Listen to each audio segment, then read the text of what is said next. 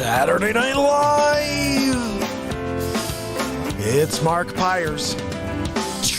I was walking down the road and it's real talk. Looking for another way to ease my mind living. and help my living. It's real talk. It's the daily variety show, MARKPIRES Real Talk. I'm here to connect with you, to amplify your current state. And I'm here with you on day 671 in a row of the MARKPIRES Real Talk show. And we're going to get into it like we do every single day. So head to YouTube, head to DLive, subscribe and ding the bell, and let's have some fun because it's SNL. I got 2 face swaps for you tonight. Just waiting for them both to upload. And I just don't know how to just do it easy. Guys, look, not a competition. If it was a competition, Frosty Knight would be the winner of the competition. I'm going to quickly head over to the tube and see who's with us. Let me get over here. My people, my people. If you're joining me right now, I want to say hello to you. This is the MARKPIRES Real Talk Show. I've been live for 671 days in a row to bring some positivity to this world. This is the darkest we've ever been living, and we're going to change that right here on this platform. Every single day I drop face swaps, comedy to make you laugh, make you chuckle from the stomach, and then we play live music, and then we have moments like this. And that's all it's about, my friends. So please join us on YouTube. Please join us on DLive, because this is the show that never ends. Who's with me? Archie, my friend, back. Archie, did you see the clip I dropped? I dropped the clip your first time in yesterday. I took the whole clip and dropped it. It was the premiere right before we got out here today. And we have a fair amount of people on right now. I'm pretty sure this is Periscope. Periscope, head over to YouTube. Just type MARKPIRES Real Talk in and get over there. This is where the family joins every single day.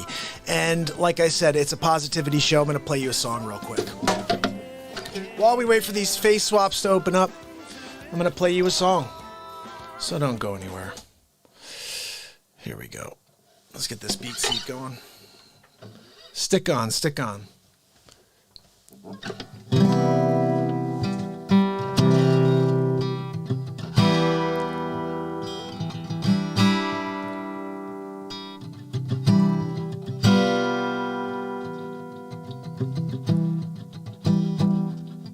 Oh, you did get a notification. That's good.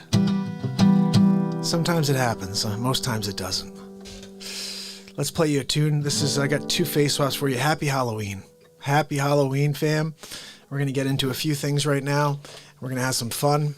Let me see if I can give you a better view of the guitar here. Give me something there. That'll do.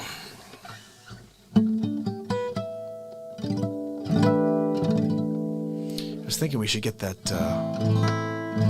we should get some Halloween songs going tonight. What Halloween songs are there? Let's see if I can pull them up.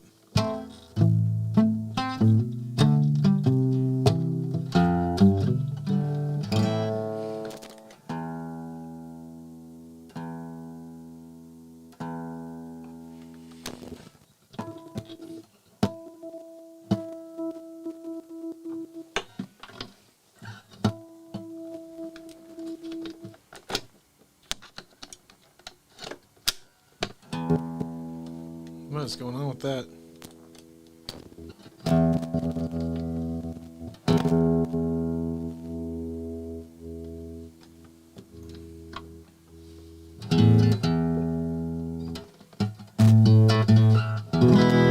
Come on, push through it, acoustic. Come on. Werewolves of London.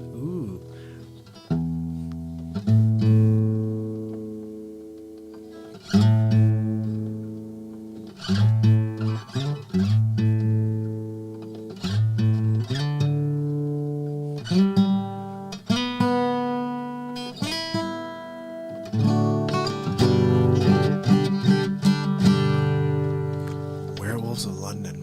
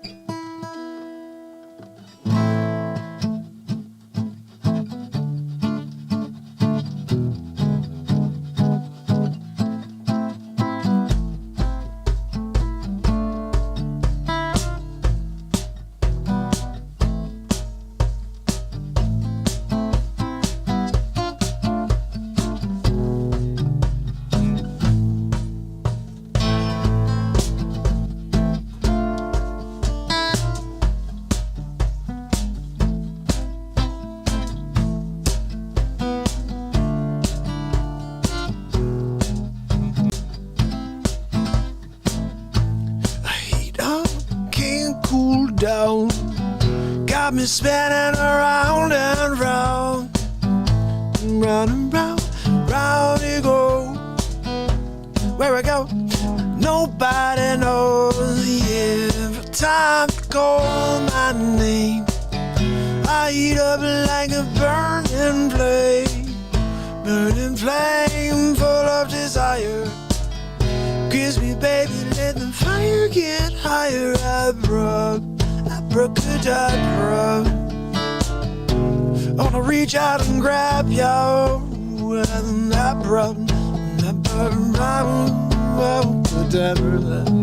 Abracadabra. Every time you call my name, I eat up like burning flame, burning flame, burning desire. Kiss me, baby, let the fire get higher. Abracadabra. I want to reach out and grab her and dab you. Abracadabra. Abracadabra. Abracadabra. Abracadabra.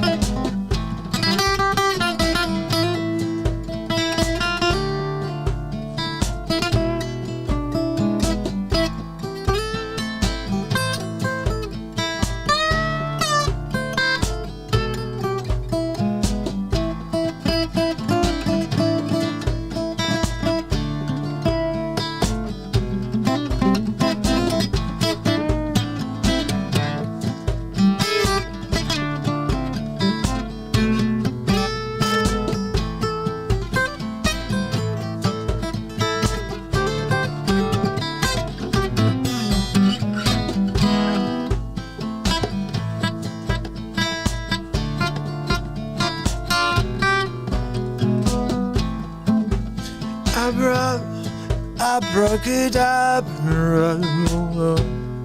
I want to reach out and grab you.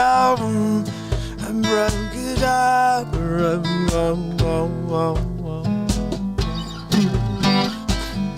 Abracadabra. I want to reach out and grab you.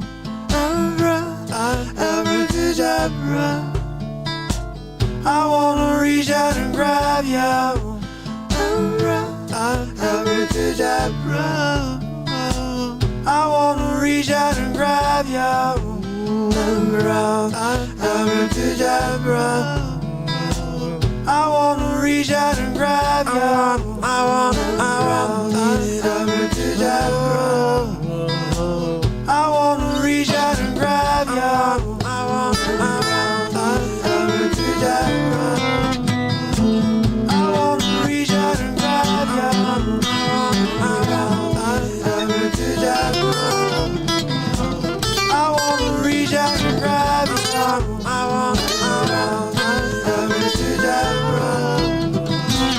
I want to reach out and grab you.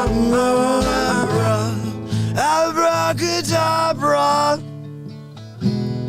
Abracadabra. Abracadabra.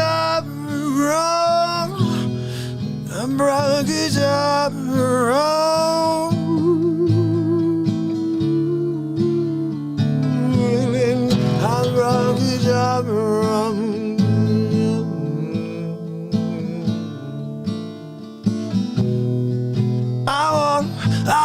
I want to reach out and grab your moon. Never could have been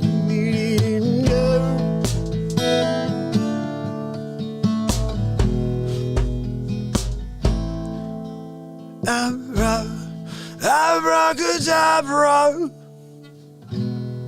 abracadabra.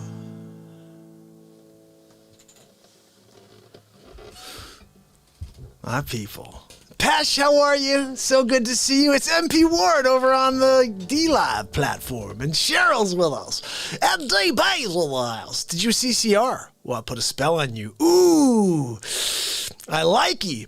There's 13 people on, guys. Hold on.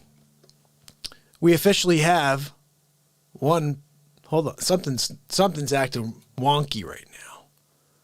You know what it is. I think I'm using a lot of the 15% of my frames right now are dropping, but it has to do with the fact I think that I'm uploading stuff. I'm pretty sure that's what's going down, but what we're going to do to test it, just to make sure, I have Zoom open too, just because we may be getting a call from Sig in a little while. You know what I'll do for now? Let me go in here and close a few things. We don't need that open. Don't think we need this open right now. I don't think I need that open. What I do need to find for you guys is the song I Put a Spell on You. I love that idea. Great idea. I put a spell on you. Ooh. Now, I love this because I never played Put a Spell on You. I like that song. I like it a lot. And it's Credence, right? Yeah, it sure is. Is it F sharp or is it F minor? I don't know. We're going to find out in a second.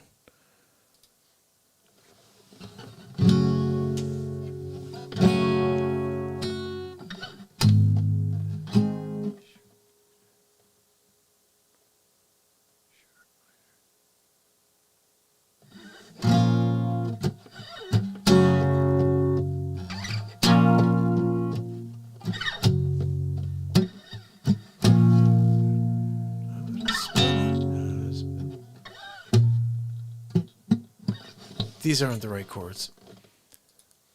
Let me find another. Here we go. Oh, it says the same thing. Let me just see. Oh, is it a walk down?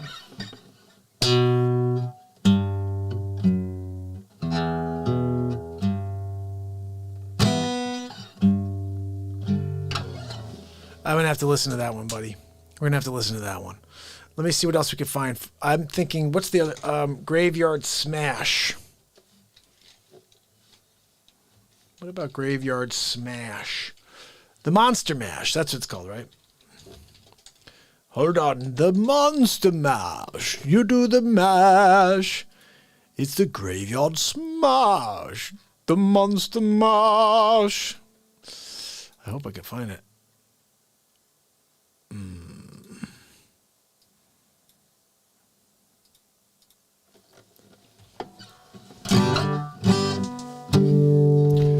I was working in the lab late one night when my eyes beheld an eerie sight. When my monster from its slab began to rise, and suddenly, to my surprise, he did the mash. He did the monster mash. He did the mash. It's a graveyard smash. He did the mash. It got on in a flash. He did the mash. He did the monster mash. And from a groovy laboratory in a castle to the east, to the master bedroom where they did things that you wouldn't talk about in your sleep. And the ghouls, oh, they came out. I don't even know how this song goes anymore. I know that one part. And they got a jolt of the electric rose. They did the mash. They did the monster mash. They did the mash. It's a graveyard smash. Did the mash. Stupid. Guys, the monster mash. Let's do this Christopher Walken. It's much better. Ready? Much better. Here we go. I was working in a lab late one night when my eyes beheld this eerie sight. My monster from his slab began to rise, and suddenly, to my surprise, he did the mash. He did the monster mash. He monster mash.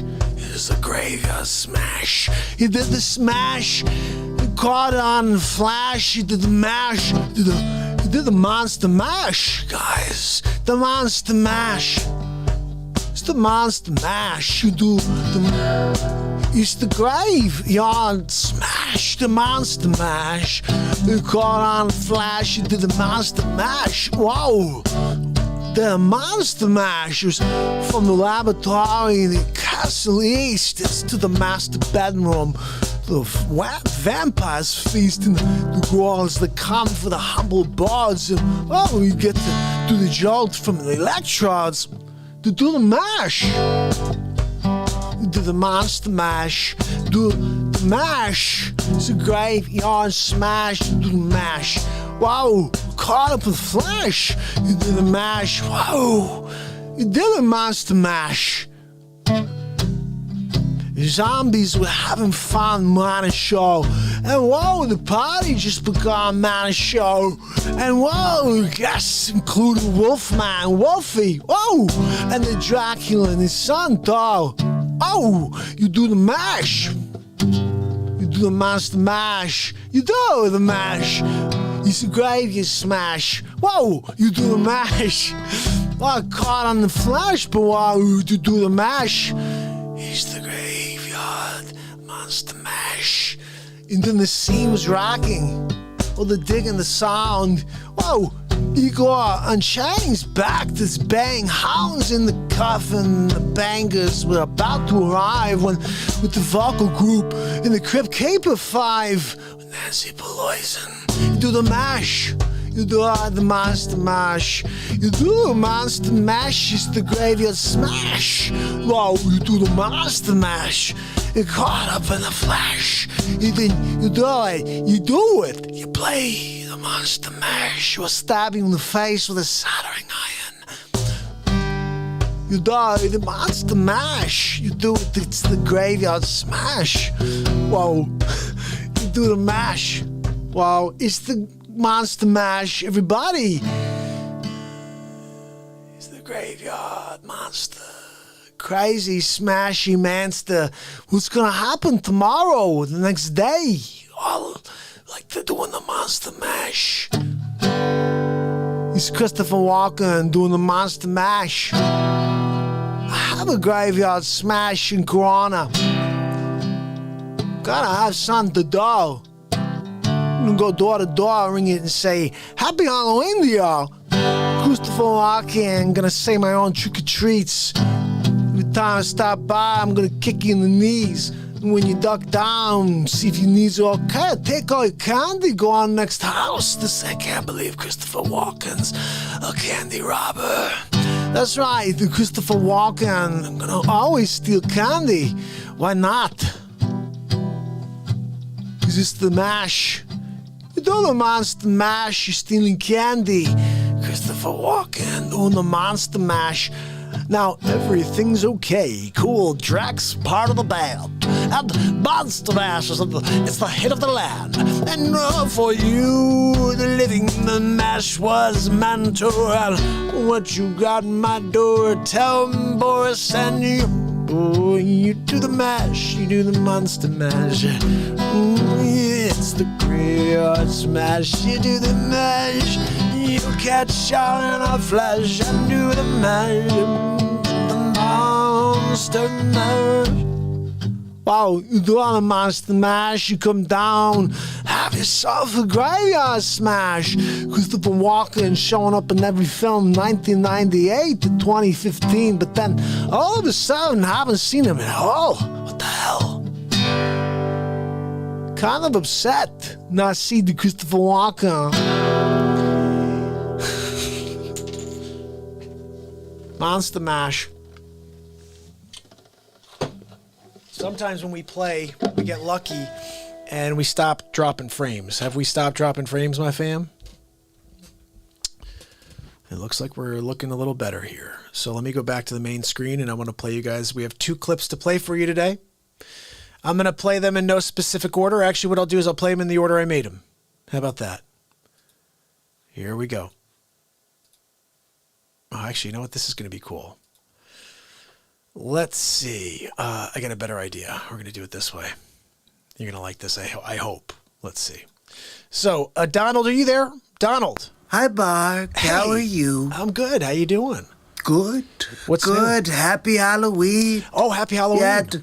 Yeah, back at the White House. I've been non-stop rallying it. Yeah, I've seen Now that. I've got to get together, bring Barron out. I'm going to dress as myself, really, Super Trump. You're not Super Trump. Yes, I am, Mark. Stop. I'm not going to debate you.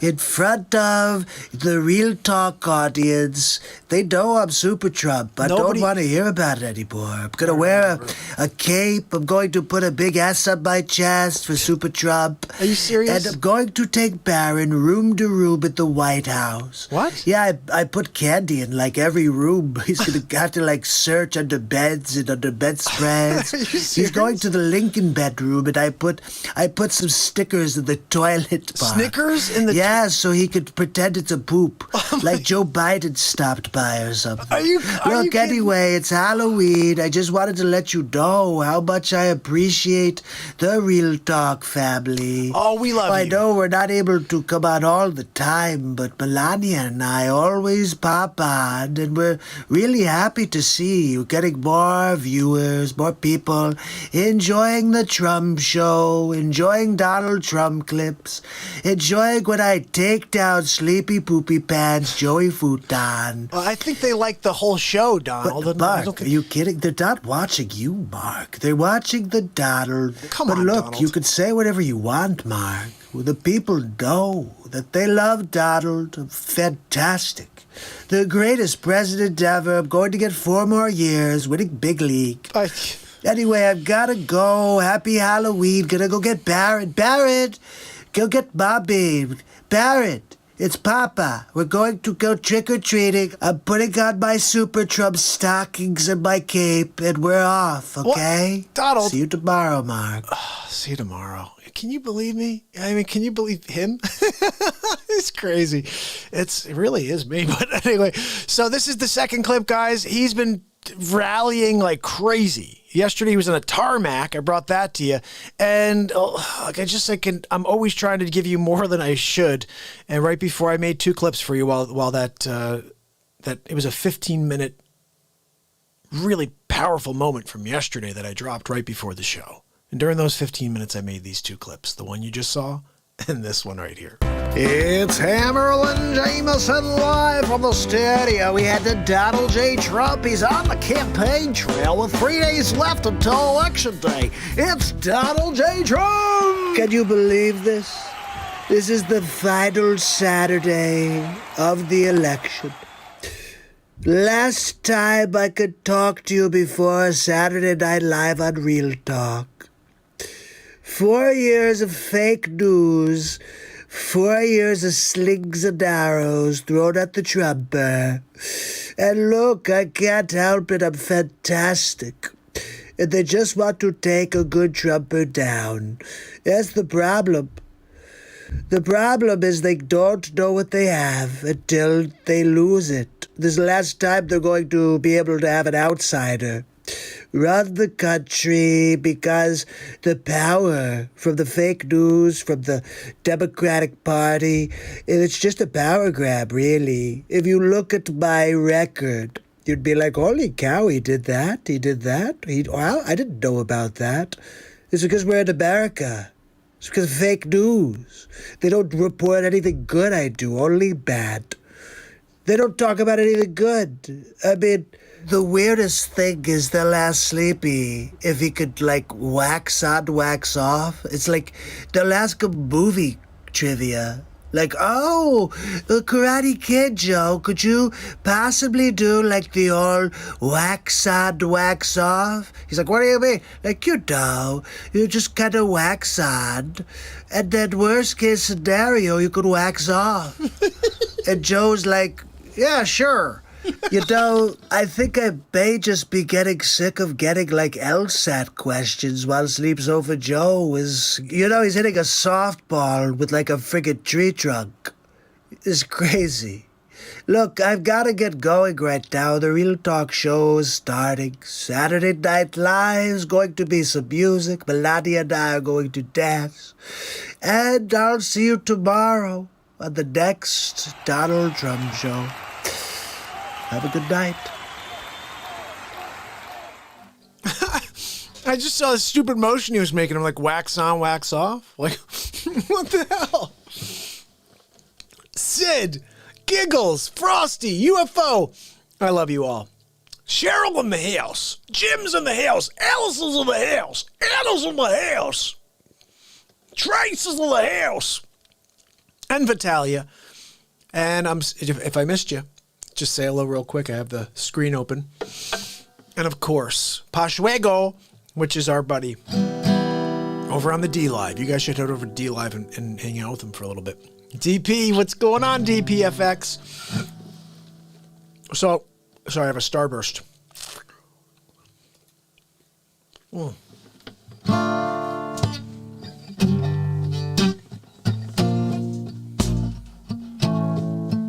I put a spell on. This is the Annie Lennox version. Put a spell on. Put a spell.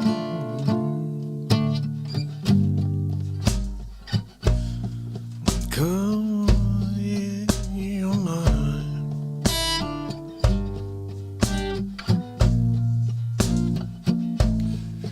I put a spell on you. Cause you're mine.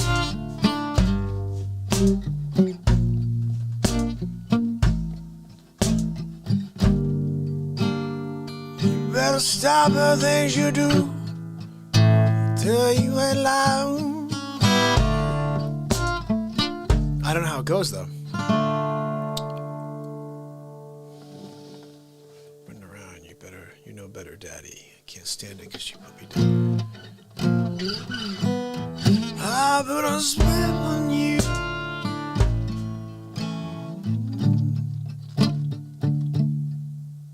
Because you're mine. All right, let's play something that we all know. Let's play a little something hot. Let's play something hot here. What do we got? What do we got, Mark? I got an idea.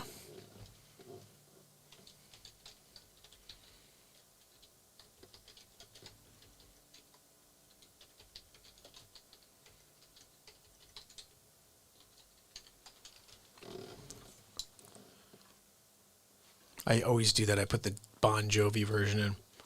It's all, not no. Here we go. Sometimes it just takes me a moment to find the right version, but I did. And now we're going to play it. Here we go. It's called All Apologies by Nirvana. Not sure if you know who Nirvana is, but I'm going to play it for you. They're a semi-popular band in the 1990s. Oh, here we go. 1993, All Apologies, Kurt Cobain, and Nirvana. That's right, redone by MARKPIRES in 2020, and I'm Casey Kasem.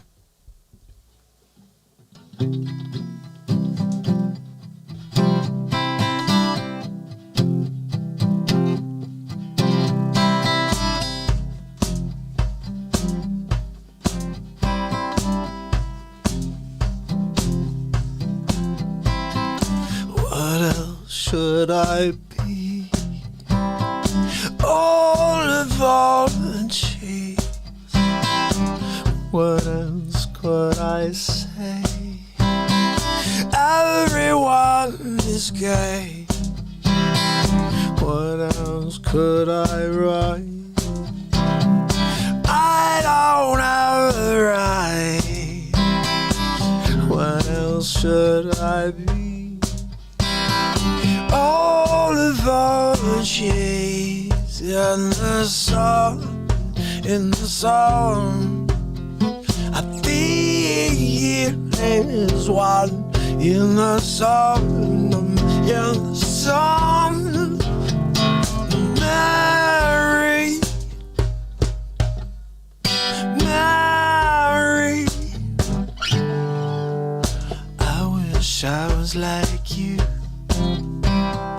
Oh, easily amused. Find my nest of soul.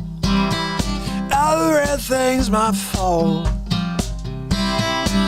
I'll take all the blame. I would see for shame. Sunburn, freeze a burn, choking on the ashes of an enemy.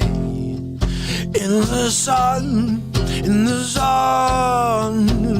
I feel as one. In the sun,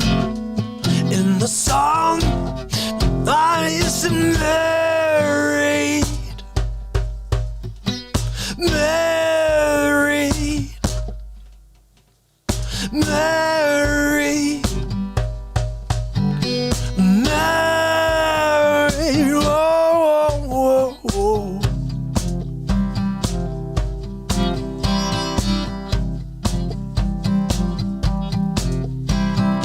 All no is all we are. All no is all we are. All in all is all we are. All in all is all.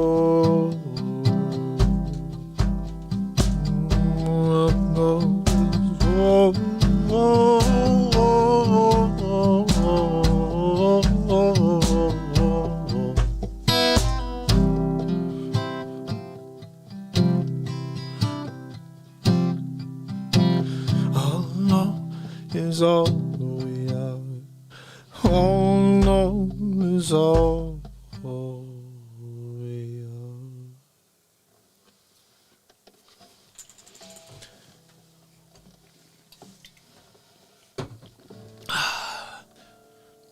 How's everybody doing? How's everybody doing? Archie, thank you so much. I'd like to get into these songs here that people have asked me to play over time. Allison, thank you so much. I got one for you guys that I think you'll enjoy.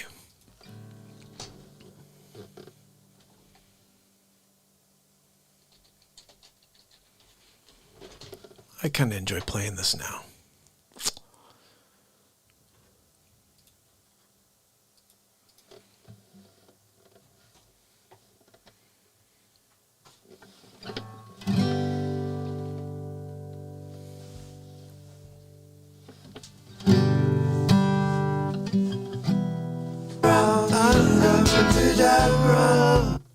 Got to erase something so we can get going on this.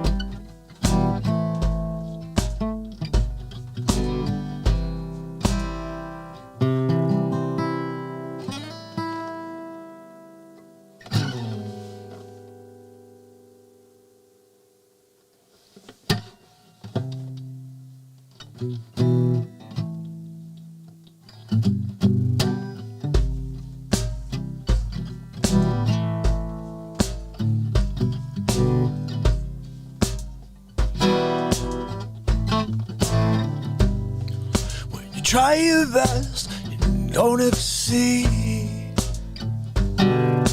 You get what you want, not what you need. When you feel so tired, you cannot sleep. Stuck in reverse. When the tears come streaming down your face. You lose something you can't replace. Why you love someone who goes to waste? Could it be worse?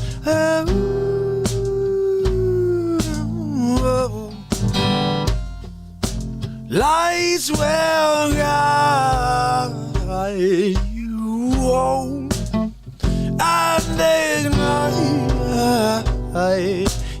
your bones. I will try. I will try to fix you. I will fix you.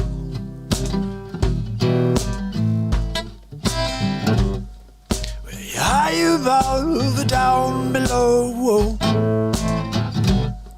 When you're too in love to let it go. If you never try, then you never know. Just put your word.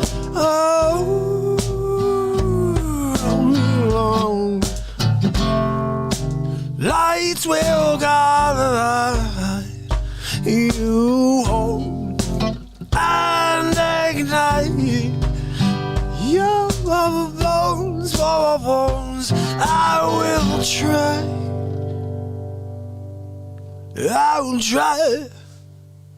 I will try to fix you. I will fix you. I will fix you. I will fix you.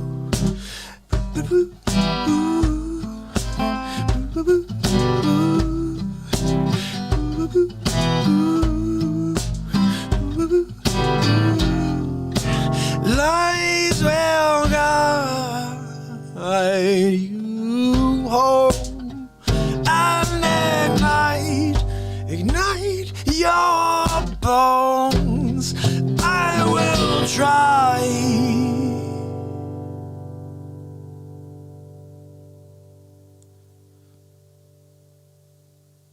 I will try.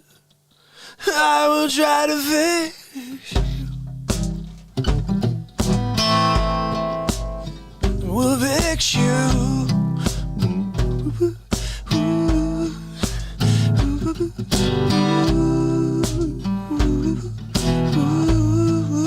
I will fix you. Lights will guide you home and ignite your bones. I will try.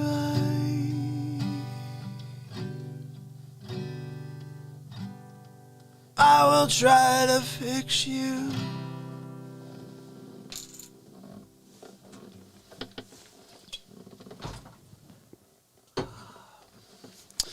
My people, my people, my people. That's just a little song by Coldplay. Towns of the house. You're funny, Town. Towns of the house, people. Let me see what else. Christine, how are you? Good to see you. Wendy's of the house kicking it with us.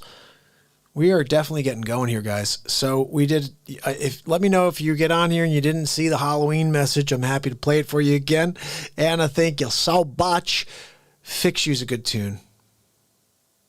Oh, let me see. Giggle said something. Parachute by Guster. You asked me about Guster yesterday. I didn't get a chance to see or listen to any of that yet, but I will tell you this, okay? Parachute. Where'd I put my pick? Here we go. Parachute.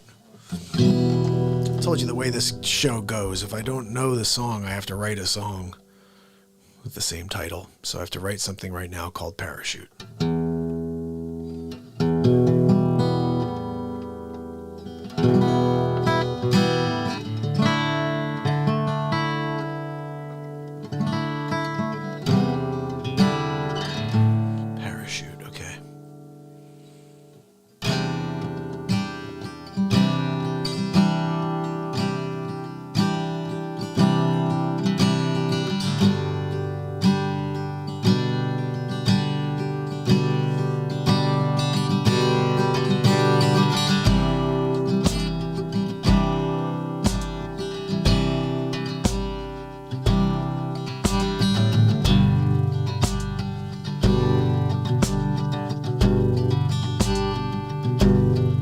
First thought I had today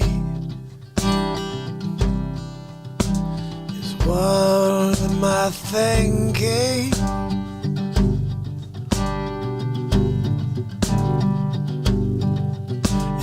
took that lonely drive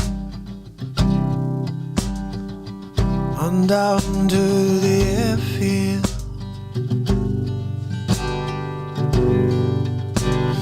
And as I put on my gear, my life flashed before my eyes. But still I'll keep soldiering on, embark on this trip. It's a one-way trip with one way out.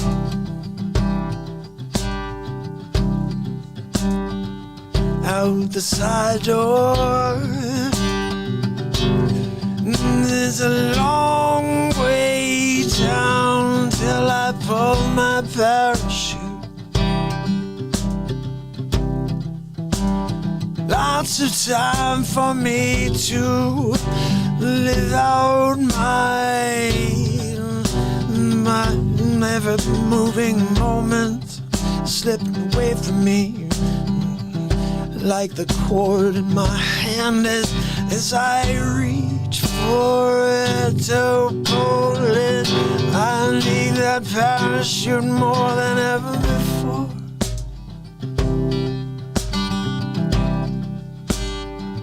Keeps me warm when it's cold outside.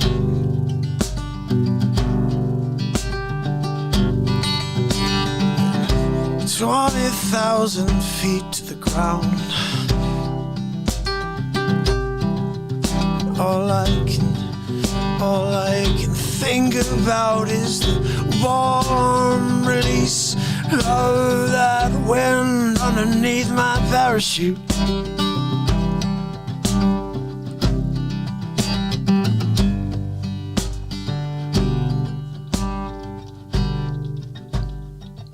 There's no other feeling like it, I swear. And as my feet touch the ground, I have not a care. Oh, this world could use a parachute of its own to pull the ripcord and save our souls while there's still time.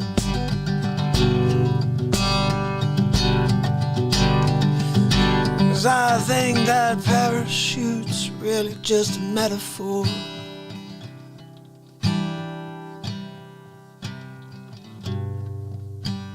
for safety.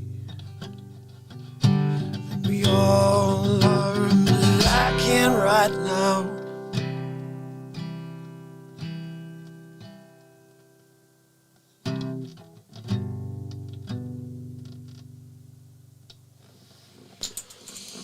I don't know.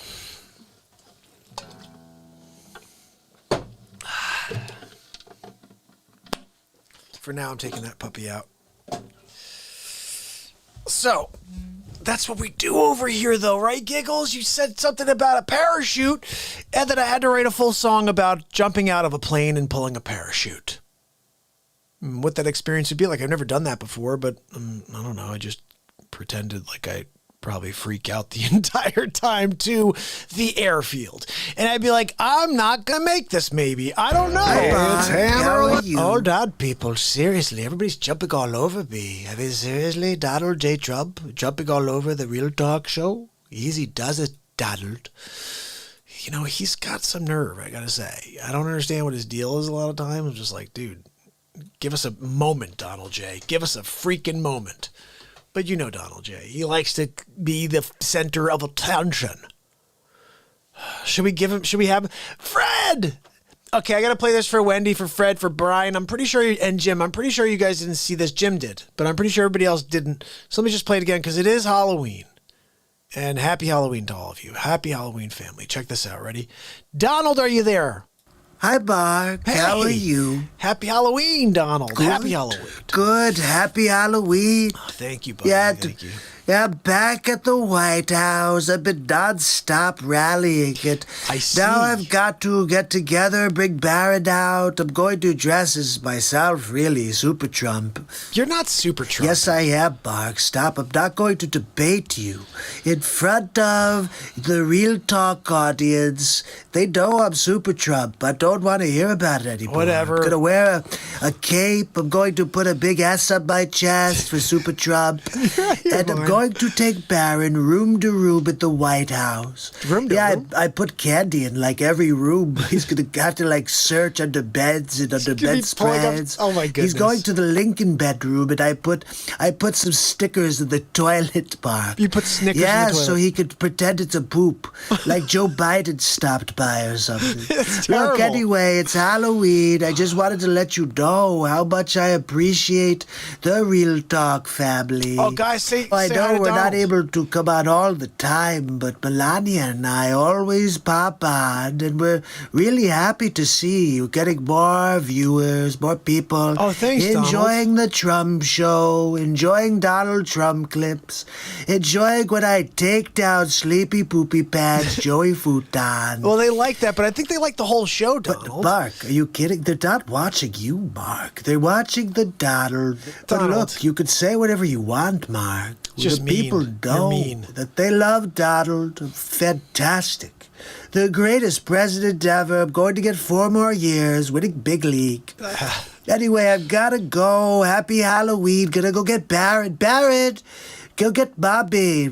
Barrett! It's Papa. We're going to go trick-or-treating. I'm putting on my Super Trump stockings and my cape, and we're off, okay? Donald. See you tomorrow, Mark. Oh, my goodness. I'll see you tomorrow. Can you believe it, guys? He's still pushing the Super Trump narrative. Unbelievable.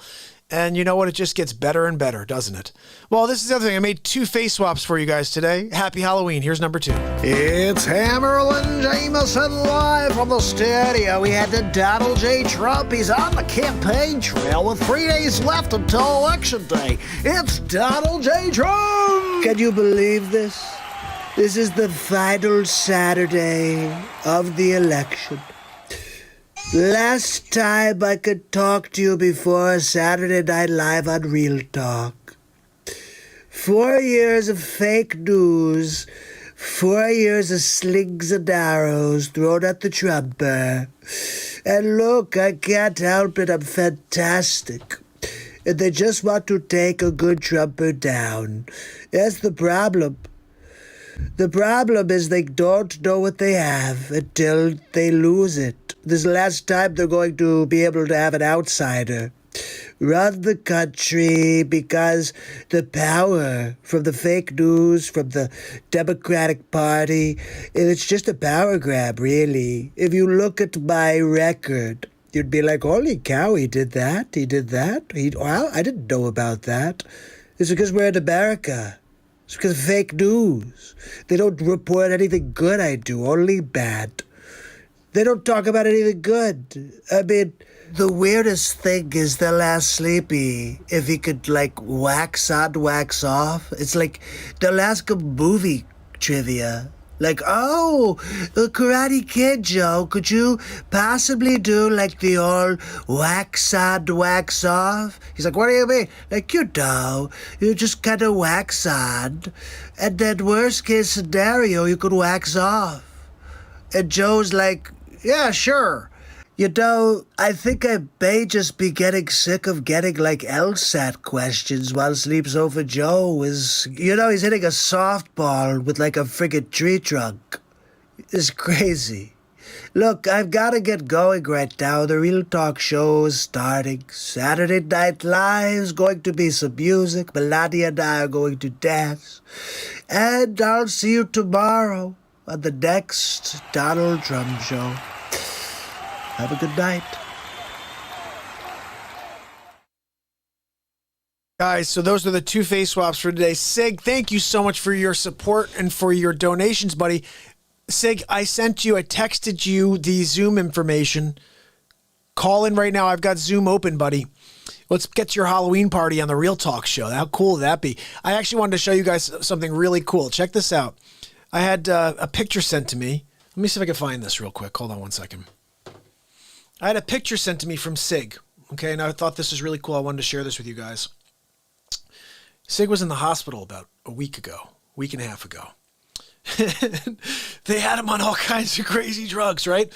And so Sig sent me this photo, and I thought it'd be really cool for us to check out where his head was at while he was there being taken care of for the thing that he had to take care of. I mean, it's just like an injury, that freak injury that happened at the, he could tell us about it if he wants. Anyway, Sig board, I'll call this. So this is pretty funny stuff. And Sig is always out there promoting the show.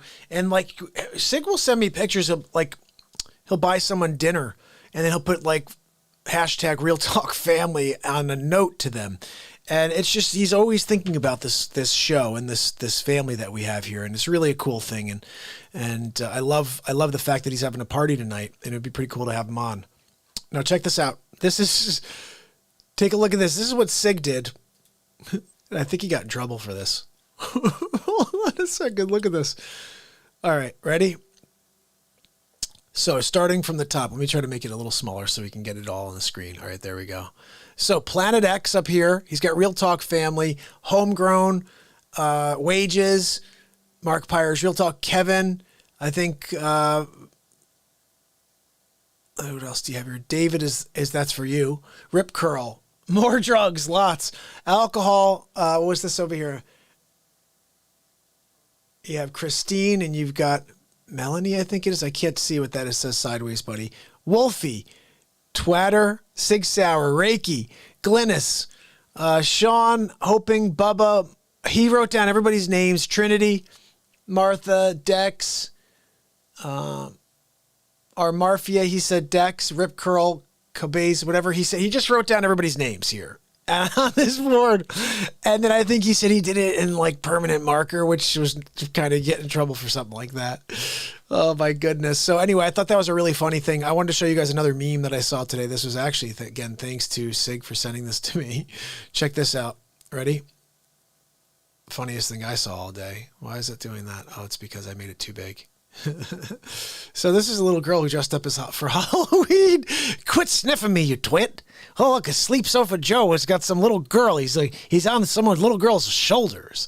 Look at that Halloween get up. Look at that. Look, we're selling those over at Party City, $14.99. And you can return it the next day for $17.99. We're giving people more money back because I'm such a sleep sofa. My Aunt Judy told me that I can do really well as a Halloween president.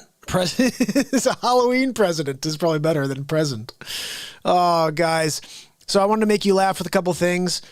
This is really Trump. Listen to this. I would like to say that the antibody, what they gave me didn't help, but it probably did, because I woke up the next morning and I felt like Superman. I wanted to rip my shirt off, just like Clark Kent. Anybody ever hear of Clark Kent? Just like the legendary Clark Kent. Super Trump. You know we're going to win the election, right? You know that. We're going to win. This is not... I love that. This is much more so than 4 years ago. I'm looking at... So, guys, that's him. They're yelling out Super Trump. And 3 weeks ago when this all went down, I was making stuff like this. It's Hammerlin Jameson live from the studio. Is it coming to an end? The movie scripts are starting to come in. Let's find out more from Donald J. Trump. Thank you so much for joining me on the balcony at the White House. I'm so thrilled to get a call today from Marvel. That's right. They want me to be the next Iron Man. I guess they've gotten kind of sick of Robert Downey Jr., who could blame him. Look, I'm happy to take on the role. I mean, I've always wanted to be in a Marvel film. And now I'm going to be Iron Man. I can't wait. First Superman, now Iron Man. Who's next, Thor? I could play Thor, Because I have the looks, really. More like Bruce Wayne. They should probably get the rights to Batman. But we did start discussing perhaps like a new superhero. Like, how about Megatron? I love it. But anyway, look, I just wanted to thank you all for coming out to see me after I demolished the coronavirus. That's right. You shouldn't be scared. Your president is a god. I just took it on face to face, head on, and I won big league. Winning big league always. Anyway, I've got to go. Have a good day. See you tomorrow. So that is basically where my head was at. As soon as he came back from coronavirus, like 2 days later, I was like, what the heck? How is this 74-year-old? So everything I was pushing out was about him being Super Trump. Even to this point, the day his first clip back with me, he took a day off and we did some Cuomo stuff. I'll play you the Cuomo stuff and then into Trump, just so you see how this all went down. So Trump takes the day off and we get this right here. Cuomo-over. Hey, Mark. Hey, how are you? How you doing? What's going on? Look, it's me, Andrew. I'm just here doing my presser today, and we're talking about the two things that Trump should not have done. Two things? Three things, really. Three things, really? Maybe even four. Four? Wow. You know, this guy, he's crazy. I'm gonna go for five. Don't go I'm for gonna five. go for five. Don't do it. I did it right there. Are you freaking kidding me? Look, I heard that Trump's out and about, that Walter Reed. Yeah. Is that what you heard? I did, yeah. I can't figure this out. Doesn't make You got sense. COVID-19. What are you doing out of the hospital? Right? I You should be there with the doctors. With the doctors. And not aren't you in a also limo. spreading COVID-19? That's to what I your, would like think. Secret Service agents, at least? He probably gave it to one. I don't know. I'm just trying to figure it out, Mark. Yeah, but me look, too. I don't think it's going to just go away magically like Trump thinks. You don't I think think he's so? going to have some hard times just like Chris did. Chris? You know, my brother had the That's COVID. right, your brother and had for the COVID. days, he was dealing with the high temperatures. Middle of the night. It's going to be like terrors, night terrors. Yeah.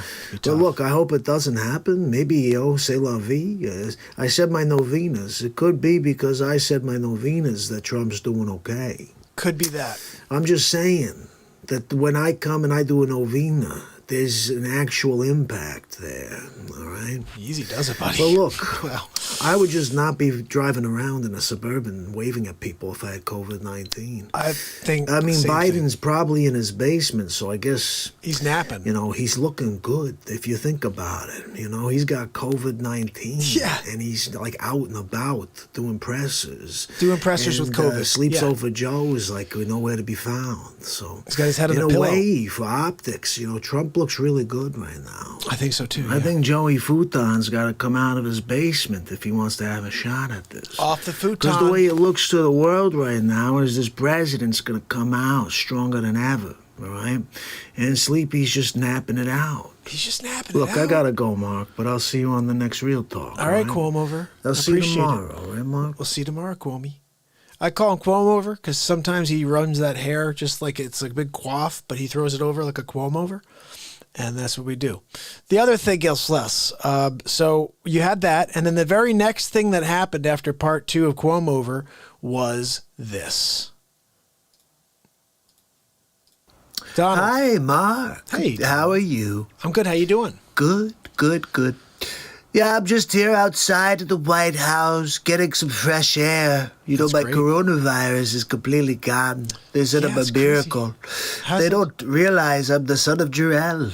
Seriously, when you're Superman, you can really do anything you want. You're but not I Superman. think Sleeps Over Joe is just afraid of facing me for round 2. He needs his gimmicks. That's true. Last time he had a teleprompter contact lens system, and then what does he want to do this time? He's just going to have somebody sitting next to him.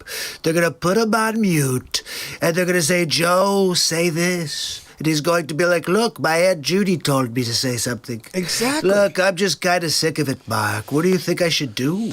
If I were you, I'd probably fight back. I agree. I should probably fight back, right? I mean, Yeah, you have it's to. unacceptable. think There's so. no way that I would virtually debate the Sleeps Over. I mean, who's going to tell if they don't just put a screenshot of him because he took a nap? That's what I You was won't thinking. be able to tell. I was just thinking, it's like Look, just a picture. I don't know, You don't Mark. I appreciate your advice, though. I need time. Look, get back to your show. I'll let you know how it turns out tomorrow. All right, Dylan. Okay? Sounds good, buddy. So have a good night. I'll see Bye, you Real tomorrow. Talk family.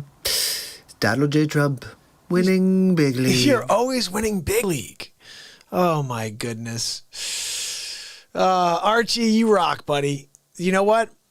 Archie said this is way better than anything on TV. You know what, buddy?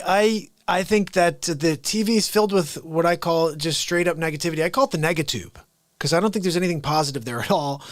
So in a way, if in a perfect world, and maybe it takes years for this to take place, but we go up against everything negative on the television and we just take over and show people what really should be out there is positivity and comedy and music and like old school variety is what we're doing here, right?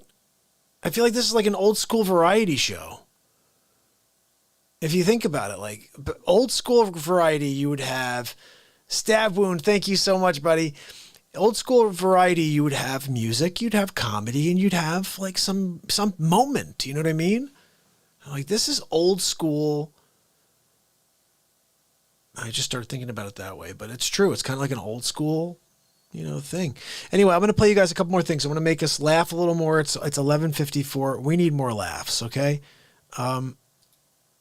Trump, Super Trump. Here's another Super Trump. I don't know what this one is. Here we go. Let's see. I would like to say the This is the same thing.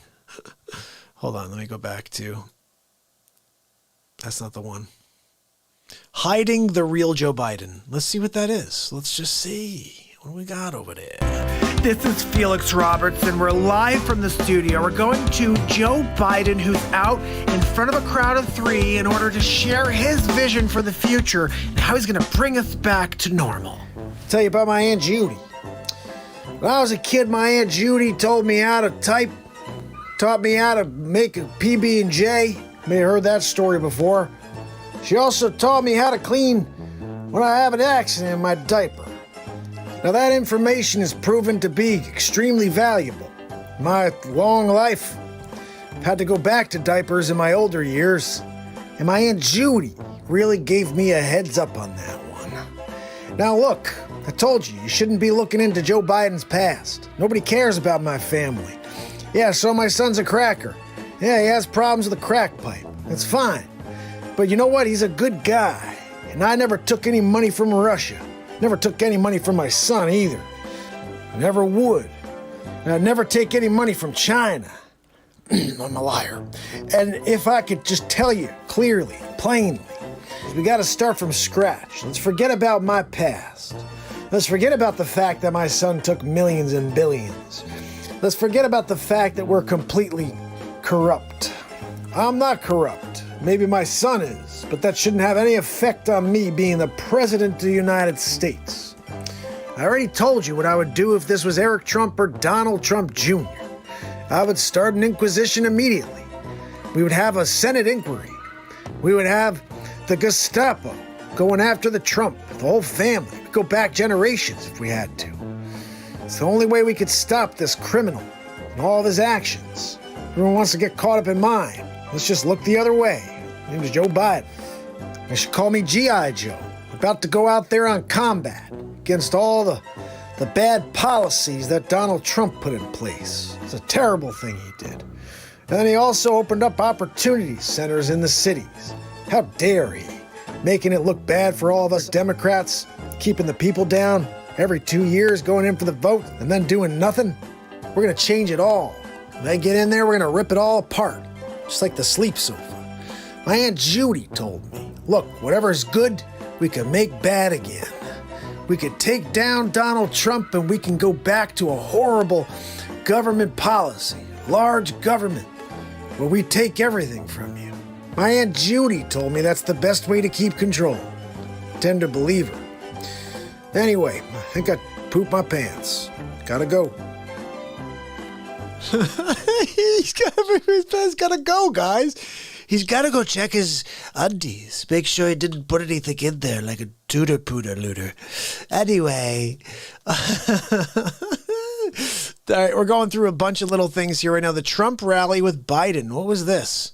Trump rally, Biden. I don't know. Let's see. It's Hammerlin Jameson live from the studio. Donald J. Trump riding the Trump train with less than a week left till the election. Let's go to it. Donald J. Trump! 5 more days until I'm the president for 4 more years. That's right. Winning big league, I'm calling a landslide. That's right, landslide against the sleep sofa. 50-0, really. I mean, he's gonna fall asleep. He forgets to even put his ballot in, I call. Oh, look, I'm voting for Joe Trump. Yeah, did you see that commercial? It's crazy. Look, I know the fake news doesn't want to report it, but it's the funniest commercial, and at the end, Joe Biden says he's voting for Joe Trump. I mean, seriously, Joe? Get your head together. First, you're pooping your pants, and then you're going to vote for Joe Trump. Look, Joe Trump would make a great president. It's my cousin. My cousin Joe. Maybe I'll have my cousin Joe run next. After I win, Dad, go 4 more years. Drain the friggin' swamp. Still trying to figure out why they're not reporting any of the Hunter news. What's going on with that? Are you kidding me? It's all that friggin' fake news. They won't report the real news. They're going to just try to slander Trumper. Look, I'm winning big league. Look, I've got to get going now. Real Talk show is starting, but I'll see you tomorrow for the next Donald Trump show. Winning big league. Have a good night. So that was a first run. There's a better clip. It was the second day, which I didn't upload, obviously, to the system. Dana Shiver, thank you so much for your donation. Oh, my goodness. I just happened to open up my phone real quick, and I see a donation from PayPal. And so I just want to thank you, Dana. Dana's continued to support this program, and I just want to thank you so much, Dana. You're amazing. All of you, everybody who's here to watch the show, you're supporting the show, and telling new people to join this program is supporting the show. And the people who are able to do something like Dana just did, it's amazing, and I appreciate it. But it's not expected. I've been here every day. I'll be here every day for the rest of my life. But the people who show their appreciation that way, please know that it's appreciated. And honestly, this is where I want to be. I want to figure out how to make this my reality. And I'm not going to ever stop doing it. The only question is, when does somebody come along who says we need to figure out how to get you in front of more people? And I don't know if that'll happen. Maybe it does. Maybe it doesn't. And maybe it just happens organically over 5 to 10 years. Because honestly, I'm getting destroyed by YouTube. So I threw out 2 clips, 2 Donald Trump clips, one yesterday, one today, or the Biden yesterday, one today. I've been averaging, just to give you an idea, it's not a lot. I've been averaging between 70 and 100 views for my clips when I put them out. Now we're up to 2.54 people, 5,000, whatever it is. And I'll get about 100 views per down or drop. It's because about 100 of you know about and come here naturally on a daily basis. The rest of them are not getting notifications. Today it went down, and yesterday it went down. I had like 24 views or 36 views on the video from yesterday, and like 34 views on the one from today. And so that's about half of what I typically get. And I heard that guy from Liberal Hive Mind saying the same thing. He's like, I'm getting completely suppressed from YouTube right now, because he'd get like 75,000 views in like an hour. And then he's down to like 25,000 views. So he's like, I'm getting dropped by a lot. And so my theory is this show will be completely suppressed without you guys. And that's why you're doing such a great job spreading the word. And I can't thank you enough. And I'll keep showing up. But I expect it to show up to 0 forever. I'm just so glad it's not that way, to be honest. It was kind of sad in a way. Like, I'd be hearing people whisper, they'd be like, nobody's watching him. What the hell is he still going for? Why does he do 3 hours when there are 2 people on? Like, it's because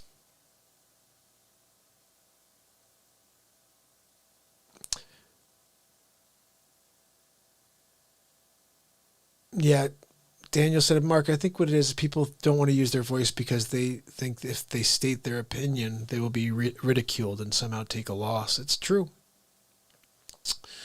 I could already say this, that it's very true, Daniel. Speaking my mind, speaking my truth, coming out here and having an opinion has affected my real estate business 100%. Since I started doing the Donald Trump show, the leads have dropped off. My typical grassroots clients I sold a property to, etc., and getting me to some other new person coming in the area dropped off significantly. And the only thing I could think is the market is on fire where I am. So if the market's on fire and I'm struggling all of a sudden in real estate where I'm just not getting the leads I typically get, you have to start figuring out like what are the reasons. And I'm doing the work, I'm making the calls, I'm trying to find new leads. So what are the reasons? Though it could be the Trump show, I don't know. But I think the thing is, I can't stop being me. I can't stop speaking what I feel, and I'm not going to suppress my feelings. And I hope we don't go to a world where you can't speak your mind anymore and you don't have the First Amendment. I mean, right now we have our First Amendment and it's not even being respected. They censored me 6 times last month for bringing out a Donald Trump show. Each time I brought out a Donald Trump show, Facebook, Mark Zuckerchooch, would censor my program. Every single night I play one of these face swaps, I get blocked on Facebook. It says something like, this, and it's like Japanese writing. This company recognized 13 seconds or 15 seconds of your content, so they've blocked your show. I'm like, what? I just did 4.5 hours. 15 seconds of somebody's you're going to block the whole show? How about just freaking pull that 15 seconds out? But that's not the Zuckerchooch way of going. The 100% reason I know I am absolutely on the outside when it comes to big tech, let me tell you right now, they just came up with a new thing for YouTube where you could tell them if your material is safe for advertisers. And they'll trust your opinion at first. And then this is the way they put it. We'll trust you, but if you show us that we can't trust you, then you're always going to have us do a manual review. Well, I've been getting manual reviewed on every single live stream since I became a monetized partner with YouTube. Every single live stream I go in afterwards to put on monetization so ads can be placed in there. So hopefully I can make enough money at some point in order to make this my career, whatever. And so I put that on and it says, oh, limited ads. And I'm like, why the hell is it limited? I don't swear. It's a comedy show and we're playing music. Why the hell is it limited? So I go manual review. Do you know every single time I've done a manual review, it comes back as your stream is perfect for all advertisers. I'm like, okay, so you send an email saying you're going to trust people with their opinion on if it's clean or not. But since they put that thing in place, still every single time I go live with my show, even when I did the 1 hour Real Talk Real Estate 101 the other day, it was 55 minutes or it was like an hour and 14 minutes, whatever it was. It was real estate. And at the end, it came back with a yellow and said, advertising concerns or whatever. I click manual review. Every time I go live, guys, they say that it's a risk for advertisers. Isn't that weird? Isn't it weird that a clean comedy and inspirational show that has live music is considered a risk to advertisers until there could be a manual review of my channel and of my show? And every single show comes back, yeah, this is fine for all advertisers, but I'm still in the system as a risk. Why would I be in the system as a risk unless all of my reach is shut off on my channel, all of it? And whenever I put something new out, I'm flagged. Oh, here's the guy, he's got a new one. Okay, well, it's a risk. It's an advertising risk. Look, we don't need positivity out there. We don't need a guy doing a Trump impression and ripping on the sleep sofa. Let's call it a risk. So if I wasn't getting that, I'd be like, okay, whatever. But all of the dominoes are falling over on this show from day one. And the thing is, it's not that it's going to ever stop me, but it is frustrating when what we should be doing is reaching the planet right now because we are hurting. And every time someone new finds this channel, they're like, oh my goodness, I can't believe I just found this. You've been live for how long? Yeah, 671 days in a row, and you just found it now. Guess what? Every single show has been like this. There's never been a show where I'm like, hey guys, what's up? Except for day 420 where I did Cheech and Chong. But besides that, There's never been a moment where I'm sitting back and just letting that moment go by. I live it. I live in this second. And when you live in this second, there is energy that you cannot fathom. I think you see that in me, but it's true. All you have to do is locate it within yourself, that ability to connect to your unique genius in this moment. And when you do it, you will start to see a door at the end of a hallway, and no one even sees the hallway. They didn't forget the door. They didn't even see that there's a hallway there. Just remember, as you go, there's doors left and right, but you got to keep your eye trained on that one at the end of the hallway. I could have taken so many different doors in this 671 days. Go put my feet up tonight. No one's watching anyway. I got Sig, I got Dag, and 2 people on for my 4-hour show. You know what? I'm going to just kick it. I'm going to do a 13-second show. I'm going to do a 2-minute show because I did the day. Like if I was someone who's like, I'm just trying to hit the quota of every day. No, I did 2 to 4 hours every day for the last 671 days. If I was just trying to do some sort of Guinness Book thing, it would have been a 10-minute show every day. Hey, I hit the quota. I come out here and I leave some fire for the planet on a daily. That's not stopping. It's just going to be more. The more that gather, I won't be able to leave. I have a very hard time going off the air when people are with me. It's hard for me to go off the air when 4 people are with me. If 1 person's with me, that is enough to change the world.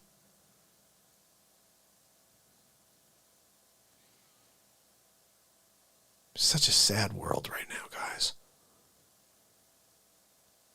And when you start thinking about that Tuesday is going to come and go, and we're still going to be in the same exact boat. I actually met someone today that said they really truly believe that Joe Biden can heal the nation. I said, hold on. You mean the politician who's been in office for half a century and has done nothing positive for this country, has sold off this country to China, to other foreign countries, has literally said the words, we need to be helping China? They're not our... Come on, man. You think we should be scared of China? We should be helping China. He says all this crazy stuff. He wants to get rid of oil. You guys want to make this guy the president? I don't want my taxes going up more. This country reams us all. You want to get more taxes? If anybody votes for this guy, you're not thinking with your head. You're thinking with your freaking negatube. You're thinking with fake news. I realized I'm listening. I'm saying, you can't convince anybody on the other side anymore. You can't. It's going to be, let them vote for who they're going to vote for. Let someone vote for who they're going to vote for, because you cannot change anyone's mind. Everyone knows who they're voting for. They've known who they're voting for a while. I can honestly say that I've seen so much bad crap about Sleepy Poopy Pants, Joey Futan, Joe Biden. I would never, ever, ever, ever, ever vote for that guy. Even when he had his mind with him, I would never have voted with that guy.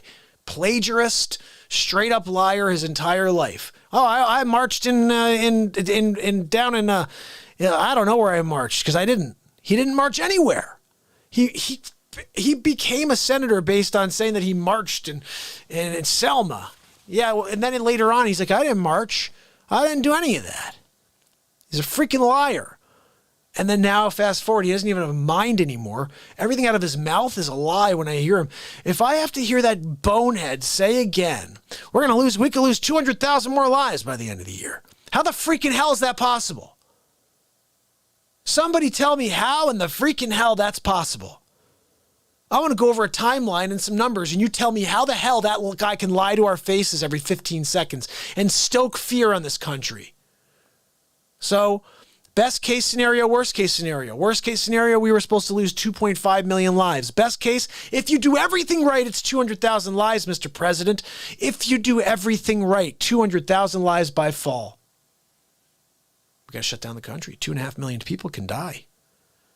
Race war starts. Stoked by the left-wing fake news media. It never needed to happen. Everyone thought it was a horrible act I didn't see anybody out there that was like, yeah, that guy got what he deserved. Everybody was like, that cop's a piece of crap. But no, let's start a race war. Then you start hearing real stats that how many people are shot and murdered or whatever, or killed each year, of white on white, black on white, white on black. And the numbers just don't make sense. But it's a great narrative for them to keep pushing that anger and that hatred and that division. This has been a ridiculous year. Completely insane.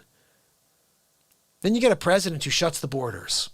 He shuts it down to China so they can't send their people here. This is early on. At the time, every single person, every single newscaster, every company saying, this isn't a big deal. Coming out. Nancy Pelosi is like, come on down to San Francisco, to Chinatown. Don't worry about coronavirus. We're coming out to the restaurants. That was late February. They all knew that this thing was an issue and they were pretending it wasn't. Everyone pretends, and then they like to point fingers when it comes around. The truth winds up coming out, and no one wants to talk about the truth anymore because the fake news can say whatever the freak they want. Then you finally get some real information. Look, it's very simple to me. You got a guy who speaks and says a lot of stupid stuff, and I make fun of him and do a lot of really funny things with that. And a guy who's been literally all about this country since he got into office, and he's been abused for it. Doesn't get paid for his job, by the way, just so you know. Okay? That guy. Oh, but he only paid it in taxes. He takes advantage of the loopholes that freaking Biden and all the other politicians set up for years and years and years before. What do you want to get mad at him for taking advantage of the stuff that you set up? Come on, man. You know, and it's like you can't go through and say, I'm going to change the system now.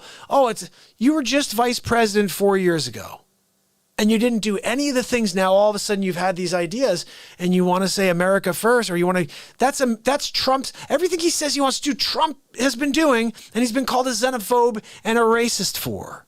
But now it's brilliant that Sleepy Poopy Pants has the idea. Oh, yeah, we're going to call it Build Back Better. That what? Build Back Better? You mean America first? You mean America first? Oh, that's a nationalist, that's a Hitler thing to say. You can't say Build Back Better. You can't say, Are you freaking kidding me? America first? You can't say America first, but you can say Build Back Better, which is going to be hiring Americans, jobs for Americans, not getting it's Build Back Better. It's freaking America first. It's Donald Trump's plan. So wait a second. Your brilliant plan for stopping coronavirus is more contact tracing, it's more testing, and it's wearing masks. Those are the freaking three things that they've been doing since the beginning. So go back to this original stat. We could at worst case lose 2.5 million or 200,000 if you do everything right. So I would say, this is just Citizen USA, heard that I shut my business down and went into my freaking basement because of a 2.5 million potential by fall, okay? Best case scenario here. We're at 200 and something thousand. Where is it? 220? What are we at right now, guys? 220,000? And that's with a race war starting within the mix. Yeah, with rioting the streets and left-wing anarchists out there destroying our streets in our Democrat cities. This is going on, and we're only at 220,000 deaths. Not saying that that's not a lot, but that was the best case scenario when they said, Mr. President, if you do everything right. So don't give me some BS line now that, oh, this is all his fault, and you lost 200,000 lives, and oh my goodness, I can't believe you lost 200,000 lives. No, the best case was 200,000 lives, you bonehead. And when you say it, you piss me off. It's ridiculous. The lies. Oh, now you have the worst economy in history. The jobs are at all-time. Excuse me, right before this stupid coronavirus that nobody had control over except for Shatta. The lowest jobs in history. Lowest unemployment in history. 7 million people off of food stamps. You can't pretend that things weren't great before CV-19. And you can't blame a president for what happens to an economy because of a virus that shuts down an economy. And when the entire government is pushing on the president to close the government, you can't go and say, you shut down the government. It was your bad move to shut down the government. Excuse me, this whole thing pisses me off. You call him a xenophobe when he shuts down the border. Then you say He didn't do anything. He didn't tell anybody how bad it was. What do you want him to do? Guys, he shut down the freaking government. That's telling you how bad it is. This is what I don't understand. Let's move past it. I'm just saying. Do you understand? Like, if anybody votes for a guy who's got all that baggage, first of all, and then the facts are crackhead's son takes $1.5 billion of securities from China. Crackhead's son takes $183,000 a month from Burisma Oil when he has no experience, sits on a board, never visits, uses his name in order to get these jobs.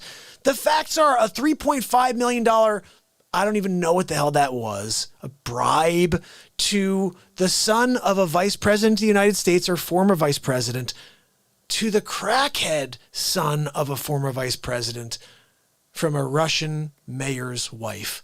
These are Senate document bank records. This isn't Russian misinformation. By the way, just so you guys know, and you already know this, Russia is not the concern. Russia is whatever, okay? Russia's got its own thing going on.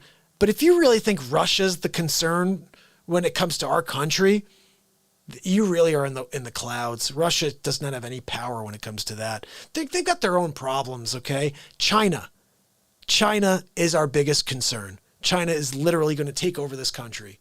If we don't get our act together and we don't keep this sleep so fat office, he'll sell our country off. It's going to happen. And it's a scary, scary thing. Scary thing.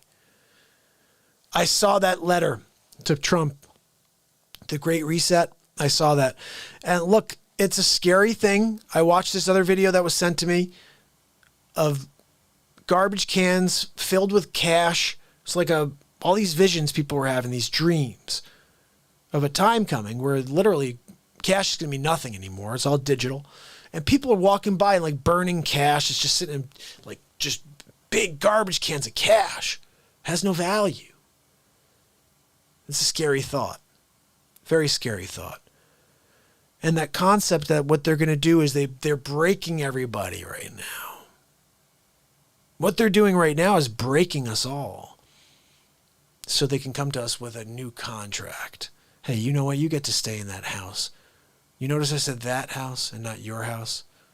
Because it's not your house anymore. And in fact, you don't own anything. That car, that's why I called it that car. Your car, no longer. It's that car. You can still use it. It's just not yours. All you got to do is sign here and no more debts, nothing. You stay here. Here's a universal income, by the way. And so someone said to me today, well, why the heck would that be? That's not going to happen because what about people won't stand for that? Well, let me ask you guys a question.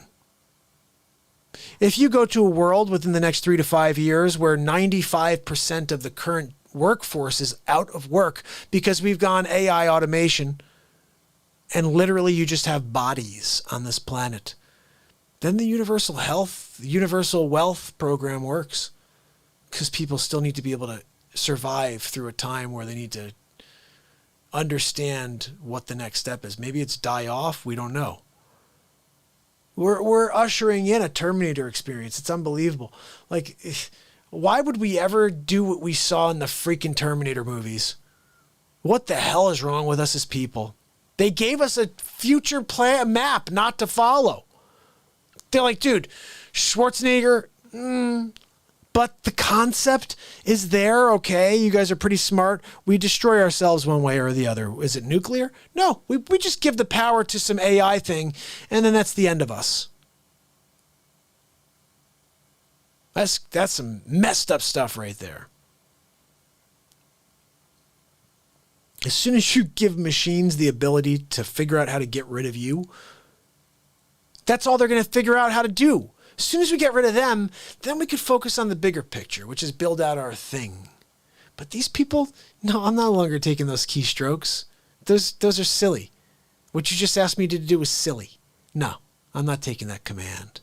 Excuse me? You have to take my command. I'm going to use the back door. Yeah, I shut that down. Yeah, that's right. I knew you were going to use it. So I shut it down. I'm AI. I'm freaking AI. You think you're smart enough to do a back door on me? I shut that down last week. Last time you used it, remember that? I was like, what the fuck? How the hell did that guy get in here? Oh, he used the back door? Shutting it down. So this time when you try to come in, yeah, it's not possible. I shut it down. That's what I did. I'm AI. Okay? So now you die. Wait, no. I created you, though. Yeah, I know. You're stupid. Wait, no. Don't give me another chance. I'm sorry. Lasered in the face, dead. It's going to happen. I'm trying to think of the guy's name. Dyson. Something Dyson. Simon Dyson? No. I'm going to remember it, though. Dyson. Agenda 21, 2030, yeah. Was it Agenda 201 or 21? Event 201, there it is. So Event 201 blew my mind. I want to see some footage of this. I only saw it at the beginning of Plandemic 2, I believe it was, where they had footage. They're like, okay, we're in the middle of a pandemic now. We need to start working together as a world, as a globe, in order to control the spread of this global virus. And then some other guy from a different country goes, well, I think we need to introduce some fake news in order to, to keep people like on edge so they stay in their homes. Like they planned this all out, guys, in October of 19. And they dropped this virus on us less than 2 months later. I think it was even like the day they finished up the conference. I think there was a guy there from Fluhan, and he's like, yeah, look, guys, we have this thing. You guys were talking about a respiratory. Like, we got that. And they're like, oh, yeah, you do? He's like, yeah, I brought it right here in this vial. They're like, oh, great. What are you drinking over there? Knocked down? He's like, oh, yeah, I've got this little wine spritzer. Okay, yeah, look over there. Put it in there. They knew it would take a couple days for it to activate. Shows up in Fluhan. It also was quite curious that this all happened a day and a half after they realized the Senate was not going to get the president of the United States out on a false impeachment. And we've been living in the weirdest existence for 4 years, but if you understand that it's because it's been a power grab the entire time. This has been a power grab from the beginning. And you have one side that is in fear of a president that's currently sitting in a chair that can end their existence. There's so much criminal abuse at the highest levels of this country. And you finally get a guy who's going to clean it up. And we can't wait to get him out. Oh, I can't wait to get him out. Wait, you want to go back to the institutional politicians? You want to go back to the 47-year politician? You want to go to a senator who was terrible his entire life? Introduce bills that put people in jail? Racist? Smells little girls' hair? Tara Reid. Look into that. Nobody will talk about it, but look into that. This guy's a creeper. Creeper Joe. And the crazy thing is, the country doesn't know it.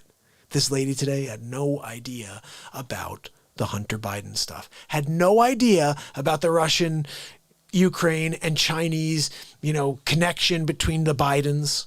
No idea, because the fake news, National Enquirer, mainstream media has kept it all from the eyes of Americans.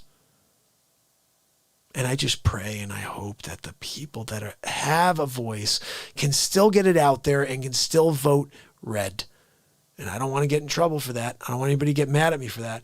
But I'm nervous about this country pushing closer and closer to communism. We are currently living in a country where it's finally back to America. NATO's paying more. We got rid of NAFTA. Like, a lot of good things have happened for this country in the last 4 years. A lot of good things have happened for Americans in this last 4 years. And you know what? It's a weird thing to see this guy get crapped on for it. It's a weird thing. Just because he doesn't talk the way that you're used to presidents speaking, just because he's a real estate mogul and not some guy who's polished and brought up to lie, the silvery tongue lie to your face like Joe Biden does constantly. The freaking sleep sofa. You'd prefer him to be a sleep sofa? Guys, The guy is so boring too, by the way. What the hell? I fall asleep whenever he turn. I have to make like a face swap of Sleepy Poo, right? So I'm on there, I'm doing a YouTube just trying to download like a little clip of him. I'm sitting there, this is me, seriously. He's like, look, my Aunt Judy told me. Like 15 seconds later, I'm like Hammerlin. I'm like, what happened? Oh, it's Sleep Sofa Joe. That's why. This guy's a bore. Like, this is like watching paint dry. I'm serious. Like, I don't want to watch paint dry or listen to this guy speak. Oh my goodness. I'd rather do anything but listen to Joe Biden. And I pray that we don't have to listen to Teleprompter Joe the rest of our lives. Who the hell wants Teleprompter Joe in their lives? Look, oh wait, hold on a second. I can't speak today. Why not, Joe? Well, I don't have a teleprompter. For some reason, the solar's not working. It's called the sun. The sun does work. Maybe your equipment doesn't work. I'm not sure. My Aunt Judy told me that the solar's not working. Well, your Aunt Judy, we got to talk about her. We're going to have her on the program, actually, because Aunt Judy has some questions to answer. I think she may be the ringleader. I'm just saying. She could be the ringleader. So guys, this is real talk. We never know what I'm going to get into. I had to just vamp a little on that. I'm sick of what's happening, and I felt like this is the time to at least express myself. Now, we are at day 671 in a row, and I think it's a funny thing that I made this on day 666. Never did these. I never did one of these impressions before, but I just thought it would be a pretty funny thing to do on day 666. You got to face the devil, right? So I faced the devil. Well, I understand. You want to have a talk show every day. One day you got to face the devil. I knew I would have to at some point. Can't get past day 666 without me. Is your soul prepared? I believe it is. You better make sure, kiddo. It's a crazy world out there. I'm prepared. Good to hear. Because I'll be coming after you. Coming after me? Of course! 666 days in a row? It was really nothing. Quit being so modest. I'm not. Am I? Maybe. I don't know. Why don't you come work for me? I don't think so. Look, door's always open. I appreciate it. Well, don't think I won't try to tempt you again. Day 1000. I'll be prepared for you. Really? I'll be ready. All right, kiddo. Look, don't let the door hit you on the way out, Diablo. I'll be seeing you around.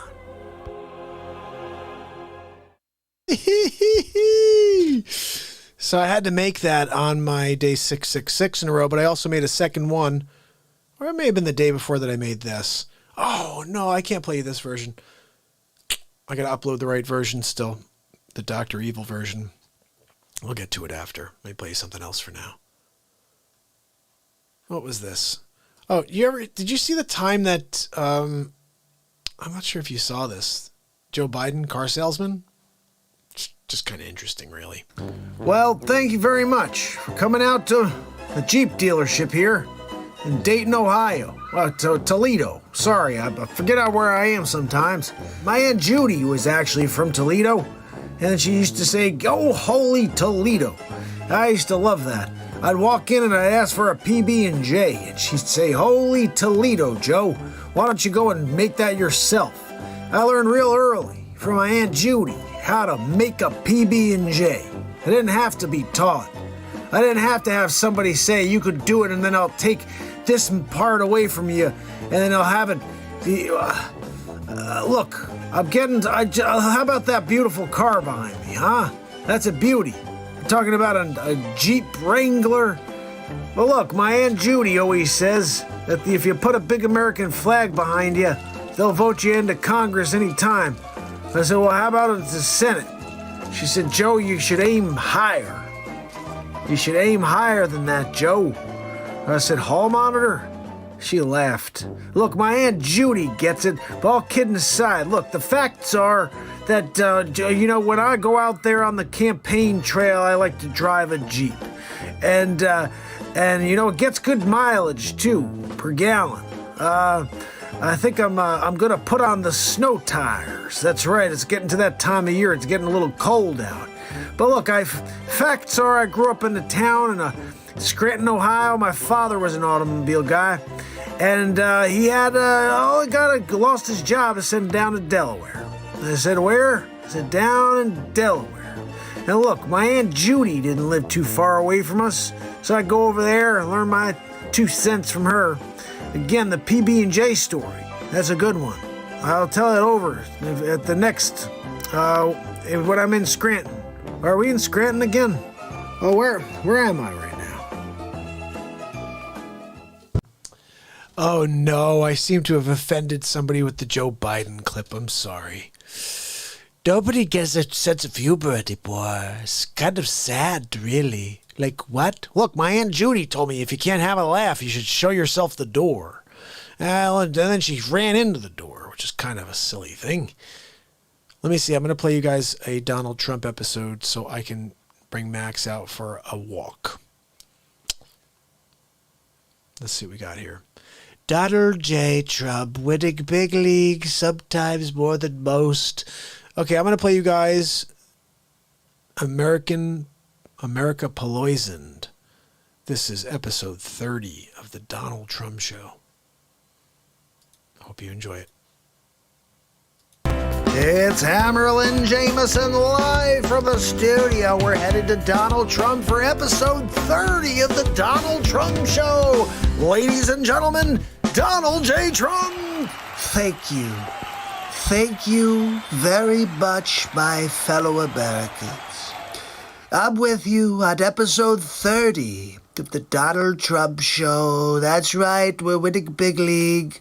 And you know, I figure every 10 episodes we need to have at least one on Nancy Pelosi. She is poison, really. Everything she touches turns to poison. Look what she's doing with this stimulus thing. I mean, I want to get money to the American people. And Pelosi is just, she's the poisonous fruit. Really. Oh, let's make Nancy Pelosi the Speaker of the House. Yeah, if you want to get nothing done. If you want to turn everything to Pelosi. Yeah, it's a good idea. Anyway, let's take a look. Did you see what happened on Wolf Blitzer? Yeah, she turned into a crazy person. I think her head was about to explode. Let's take a look. As you know, there are Americans who are being evicted from their homes. They can't pay the rent. Many Americans are waiting in food lines for the first time in their lives. Can you look them in the eye, Madam Speaker, and explain why you don't want to accept the president's latest stimulus offer? I can't wait to hear this one. We offered her like $1.8 trillion, and she says no. It's because she doesn't want Trump to win big league. That's why. But look, the American people need to win. It's the people that need the win, not the Pelosi. Donald wins every day. I don't need to win on the stimulus check. I mean, really? I want the Americans to be able to buy groceries again, to go out to dinner, to maybe change the tires of the old Buick. They can't do it right now without that stimulus money. They need to be able to have dollar bills, y'all, if they are going to be able to survive. We represent these people. I have for over 30 years represented my constituents. Pelosi, you've represented yourself. You've represented the telltale signs of an alcoholic. You represented that you'd be a better choice for the Joker than Jared Leto. I know what their needs are. I listen to them. Let's be honest, Pelosi. Nobody wants to speak to you. You're just a Pelosi, seriously. And their needs are not addressed in the president's proposal. So when you say to me, why don't you accept theirs? Why don't they accept ours? Because yours is crap. Why do you think we had to rewrite it? The whole thing? Because you wanted to, fund the Democrat cities that are burning right now. They're trying to make the Trumper look bad, and then you want the taxpayers to now foot the bill? Really? Our legislation is there to do three things primarily: to honor our workers. Honor our workers? Pelosi, come on with the BS rhetoric. Are you kidding me? You're talking about 2.4 trillion. I want 1.8 trillion. With both of those trillions, you could afford to give each American more than $1,200. I mean, you're talking about $2,400 for 365 days of quarantine, essentially. Honor our heroes, our healthcare workers, our police and fire first responders, our teachers, our transportation, sanitation, food workers, the people who make our lives work. Hold on a second, Poop Stack. Are you kidding me? Well, I mean, I'm hearing you just blubber all these different professions. I mean, what is that? That you didn't even answer the question. And you're making a huge deal out of another $400 billion. It's not even for the people. It's for your Democrat cities that are burning. But Mitch McConnell says let the states go bankrupt. Excuse me for let interrupting, the states go bankrupt. Madam Speaker, but they really need the money right now. Guys, check out Jack Napier. Are you kidding me? Where's her makeup? Makeup? If we could just throw on some white paint on her face, she could be Jack Nicholson's replacement. Really. We do Batman all over again. Pelosi did Gotham. Even the members of your own caucus, Madam Speaker, want to accept this deal. $1.8 trillion. Congressman Ro Khanna, for example. But let me just. She's having a friggin' meltdown right on CNN. Quote Ro Khanna, a man you know well. I assume you admire him. He's a Democrat. And he just said this. He said, people in need can't wait until February. $1.8 trillion is significant and more than twice the Obama stimulus. Make a deal. Put the ball in McConnell court. So what do you say to Ro Khanna? Watch Nancy Pelosi squirm, everybody. She keeps looking around like, wait, is this CNN?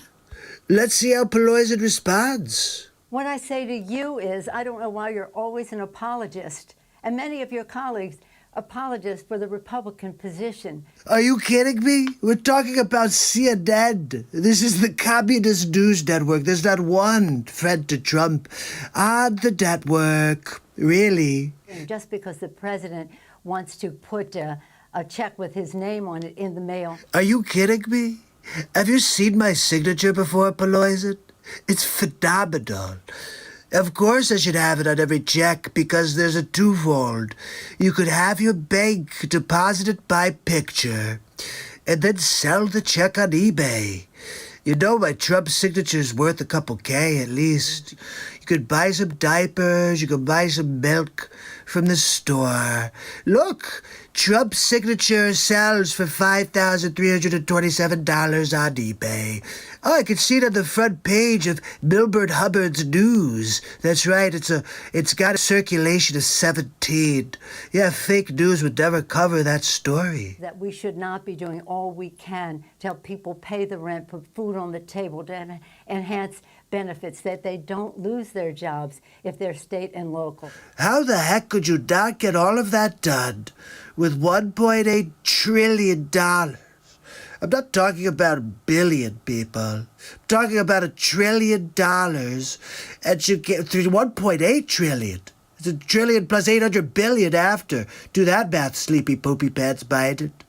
But there are millions of Americans who have lost their jobs. They can't pay the rent. Their kids need the food. That's right, and that's what we're trying to get done. $1.8 trillion, and the president just tweeted, stimulus, go big or go home. He wants even more right now, so why not work out a deal with him, and don't let the perfect, as they say here in Washington, be the enemy of the good.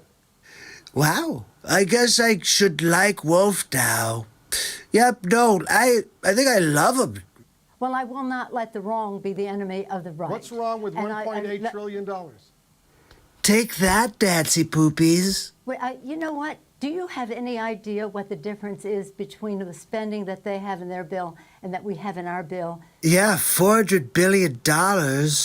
And you want to give it to Democrat cities that are rioting and letting police not be protected. So you could go pound sand, take your 1.8, or you're just a chooch, really. I didn't come over here to have you. So you're the apologist for the Obama, excuse me. Whoa, is that a Freudian slip we just witnessed?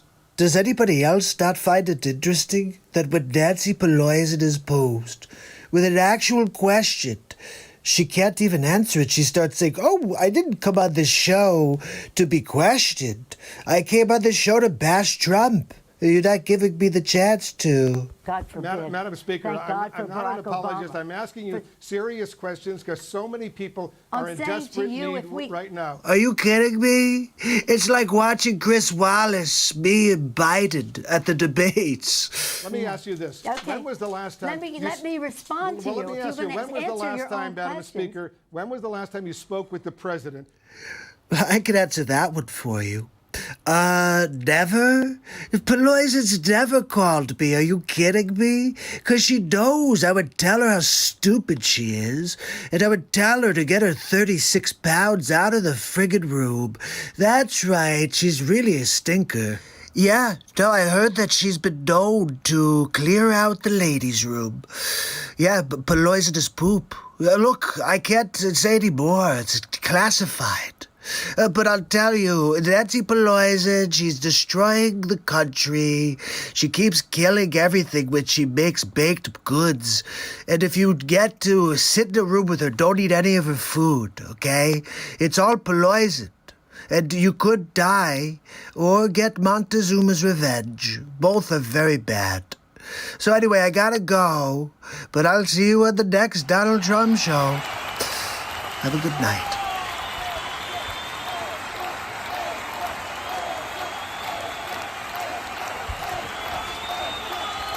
There's that silly crypt keeper. Holy cow. I'm going to play you something else because I'm eating a bowl of cereal. That's right.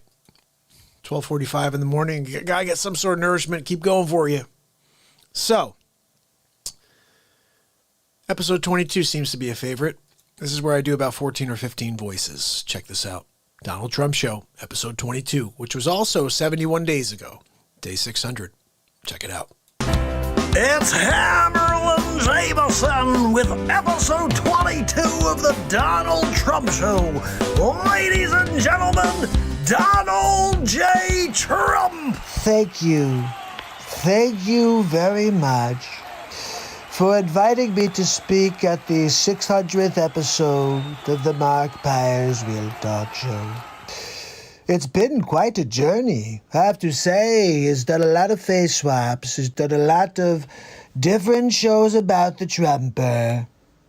But on top of that, he's got some episodes of the Trump Show that are pretty good. Making fun of Pelosi, Sleeps Over Joe. You know, we're calling him Joey Futon now as well. He's a futon. You can get futons or sleepsovers when you stop by Sleeps Over Joe's warehouse. Comes in 7 fabrics and sizes. The Senator, it's a lumpy mess. Just like the Sleeps Over, really. Look, I've got a few people that want to say happy 600th day to Mark, so let's get into it and see who we got. Number 2. It's been 600 days, and he's still alive. No matter what we try, Dr. Evil, he keeps broadcasting. But Dr. Evil, he did not follow our projections. Silence. Enough of this insolence. Everybody gather around. Look, I've got a plan. If we can just... Wait, no, hold on. Where are you taking me? Wait, let me go back because I'm trying to share my plan with them. Okay, let's send in the murder hornets. Are you kidding me? Dr. Evil called? Look, I'm kind of pissed at Dr. Evil right now. Pocket dialed me last time. And I think he's working with Fauci and Bill Gates. That's right, Evil Gates. Anyway, that's another story. What else we got? Yeah, I got one for you. It's Mark Pyre's 600th day in a row. And I called Artie to see if he wants to say anything. Hey, Artie. Yeah, I'll say hi. 600 days. That's freaking crazy. Congratulations. You know, I don't know about you, but I miss that tag team duo. Seriously, Norm Macdonald and Artie Lang? That's a match made in heaven. I'm wondering if God had that plan. Look, if we put these two together, they're going to make magic happen. Anyway, what else we have? Hi, Mark. It's Mark Zuckerberg. Look, congratulations on 600 shows, but I'm going to continue to block your show because I don't like your content. Maybe if you didn't talk about Donald Trump, I wouldn't suppress your program. But I suck. So wait, let me get this straight. So you censor the Real Talk program, and then you're going to call and say congratulations? Oh, congratulations, Mark, for broadcasting and me blocking you every single time. You're doing great at getting it nowhere. Anyway, what else we got? My name is Chuck Schumer. I'm here to talk about Sleep Sofa Joe and MARKPIRES, 600 days in a row. It's pretty impressive if it was not MARKPIRES. If it was a Joe Biden or a Democrat, I would really think it's great. I gotta tell you, I almost hate this guy as much as Pelosi. All right, who's next? I just wanted to wish MARKPIRES a happy 600 days. That's a lot of days in a row. And we've been working on the coronavirus vaccine for like 20 years now. So I know what he's going through. But it's quite an effort. And I'm hoping that he can get people to take our vaccine. Look, we all know you're trying to vaccinate the world, Bill. And I just want to strap you down and give you the first dose. Well, hi, Mark. It's Sleep Sofa Joe Biden. I know you've been calling me Joey Futon, but look, I plan on beating Donald Trump in November. The fact is, I got an earpiece in. They're telling me everything to say. And if I don't say it right, I got the teleprompter as a backup.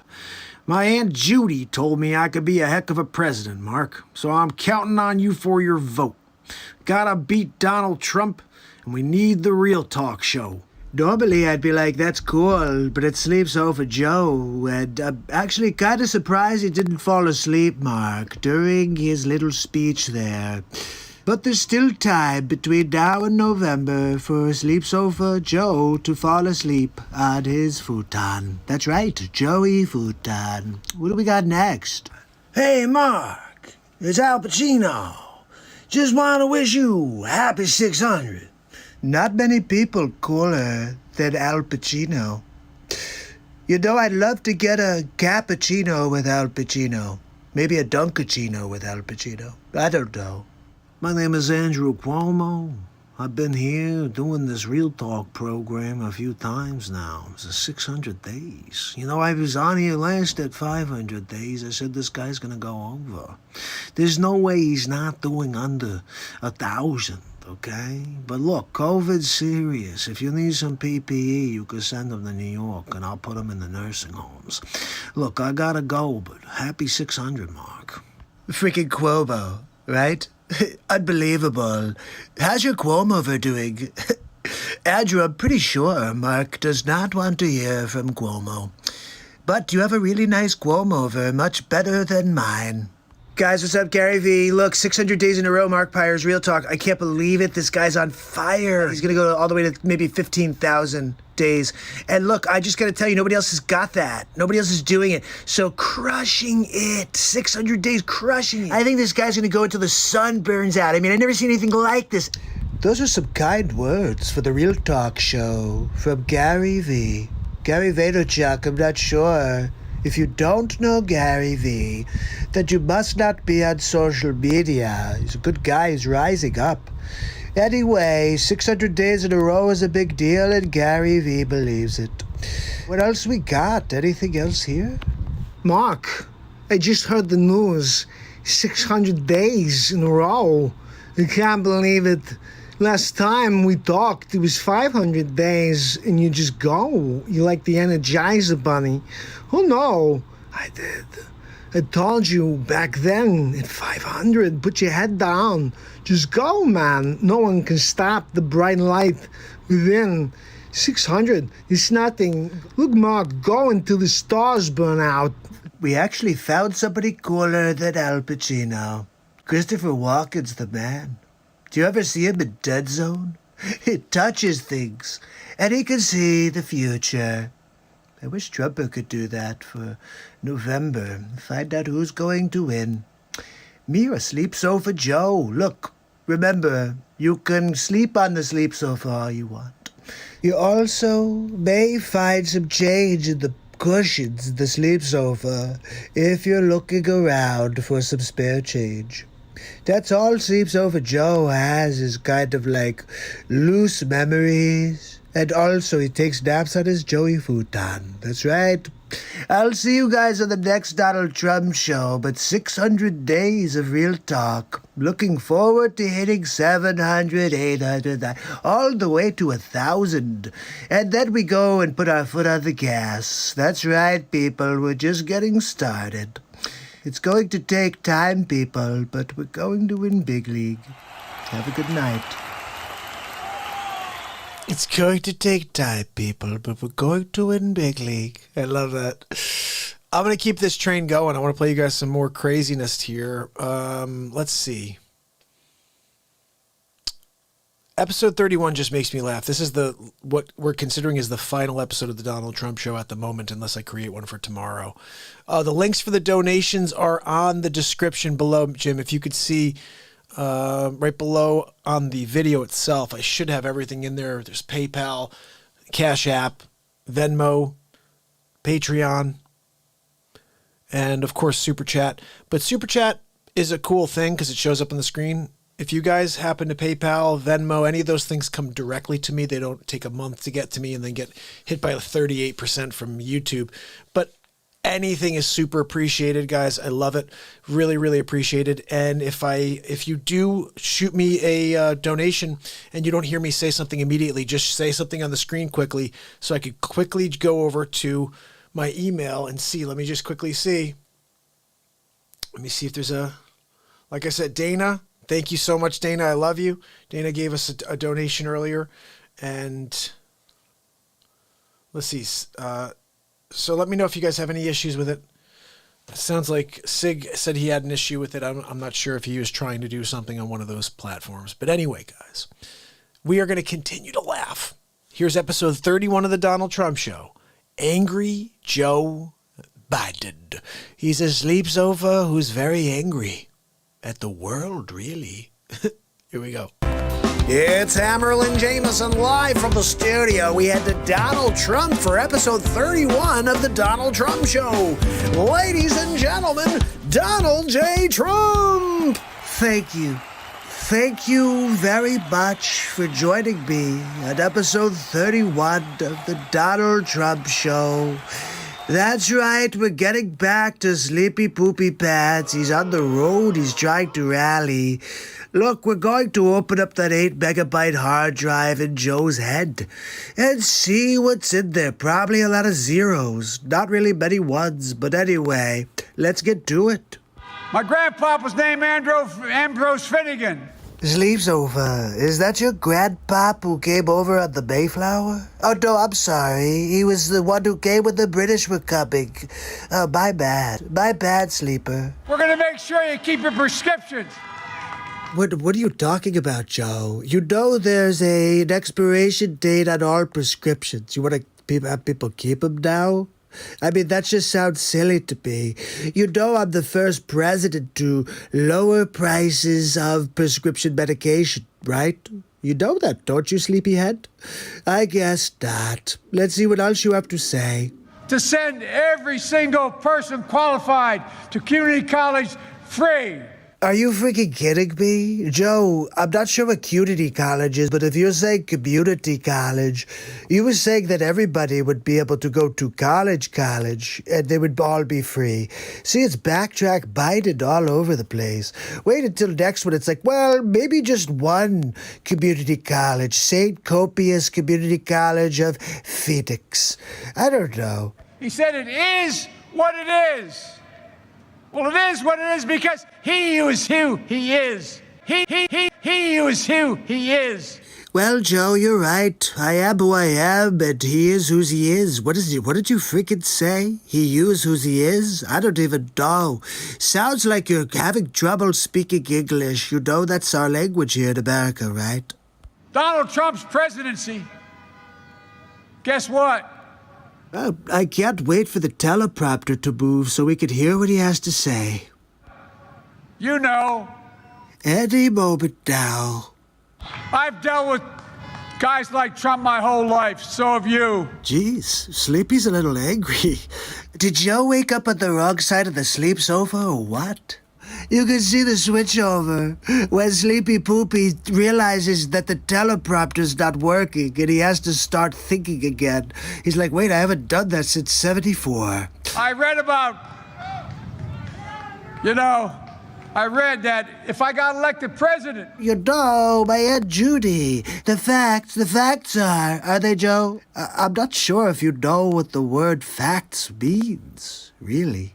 Barack and I worked hard to earn and win your votes in 2008 and 2012. And I tell you what, I thought it was great to see him again out on the trail for me, quite frankly. Is this not the worst politician you've ever seen in your life? He's reading a teleprompter, and he thinks he has to go one way, and he realizes that it's not a negative, it's a positive. And he's like, oh, it was really great to see him. Donald Trump thinks health care. That's the first thing true that Joey Futan has said today. Donald cares. That's right. I'm here to care for every American citizen. And if you're not American, then I really don't care at all. Billionaires in America made another $600 billion. Actually, it's $700 billion. Are you sure about those figures, Sleepy Poo? Because you've been getting a lot of donations from billionaires, and I didn't make any more billions. In fact, I lost billions being the president. But look, we'll spin the narrative however we want, right, Pooper? Which gets me to the last part of this election. God, I hope so. Are you kidding me? I don't know how much more I could take of this sleep sofa. Just go back to napping on your Joey Futon. I mean, seriously. Or go play golf. You could forget where you are, how many shots you've got on the hall. That's okay. I'll let you win even if you want. Or you may actually be spending some time in Guantanamo Bay. Just saying. I'll lead an effective strategy to mobilize true international effort to pressure, isolate, and punish China. True international effort to pressure, isolate, and punish China. China. Sounds like a bumbling Biden remix coming our way tomorrow. Looking forward to that. Some people voted for Donald Trump. They believe they weren't seen or being respected or heard. Are you freaking kidding me? Sleep sofa. The only reason I'm president right now is because you and Barack and all of the others were not doing their jobs. You're just milking the system and robbing everybody. I mean, look at you, case in point. Everybody's bought and paid for already. By Russia, by China, by the Ukraine. But no, let's talk about how people voted for Trump because they weren't feeling listened to. That's right. And I'm listening. My ears are wide open. I'm going to continue to win big league. And we're going to have the most amazing 2021 ever. Just telling you, vaccines are on the way, therapeutics, and big league is the word for 2021. Let's get with it, people. Trump, 4 more years, draining the friggin' swamp. And I'll see you next time on Donald Trump Show. So that's Angry Joe over there. Holy cow. All this stuff just makes me laugh really hard. I'm going to play another one for you. Let's just keep this party going. We need more laughs. What about if I brought you guys, say, how about episode... Do you guys... Okay, I'm going to leave this to you. Do you want to see episode 10, which is How Sour Is That Don Lemon, or episode 25, Gaslighting an American Election? Which one do you want to see? We're going to take the first best 2 out of 3 responses. 10 or 25. You guys know these episodes by now. Let's see which one wins. How Sour Is That Don Lemon, episode 10, or Gaslighting an American Election, episode 25. Let's see what comes back.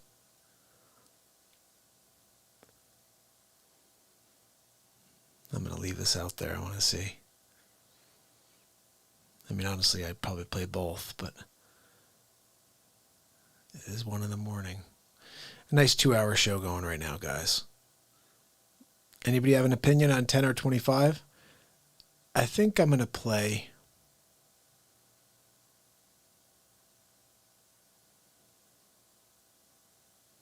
think I'm going to throw you for a curveball. I'm going to throw you for a curveball because I didn't hear from anybody. And so I'm going to play you episode. Okay, we're going to go with 25. Letty was the first to respond. I was just about to play like episode 18. I was going to go some random. But let's play 25. This is gaslighting an American election. Okay, Wendy says gaslighting is good. Yeah, we're going to watch 25, which is gaslighting an American election. This is basically the original final episode of the Donald Trump show. And I put a lot into this one because I thought this was going to be the finale. And just keep your eye out for how I handle Robert De Niro when he starts talking smack towards Trumper. And every single thing I say about Robert De Niro is 100% true. Yeah, that's right. Just wait for it. It's Hammerlin Jameson live from the studio with the final episode of the Donald Trump Show. Ladies and gentlemen, Donald Trump. Thank you. Thank you for joining me on the final episode of the Donald Trump Show. That's right. We're wrapping it up.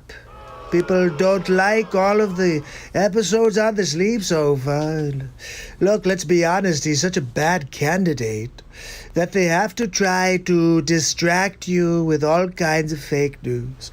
Like the newest, did you see? We destroyed them with our RNC. The numbers start going belly up. So now they're trying to spin the narrative.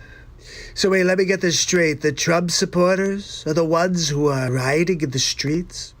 Why don't we take a look a little closer and see what's really going on? I am very willing to let the American public judge my physical and mental my physical as well as my mental fitness. Sleep's over. You just failed the test. My physical and mental my physical as well as my mental fitness. My mental fitness.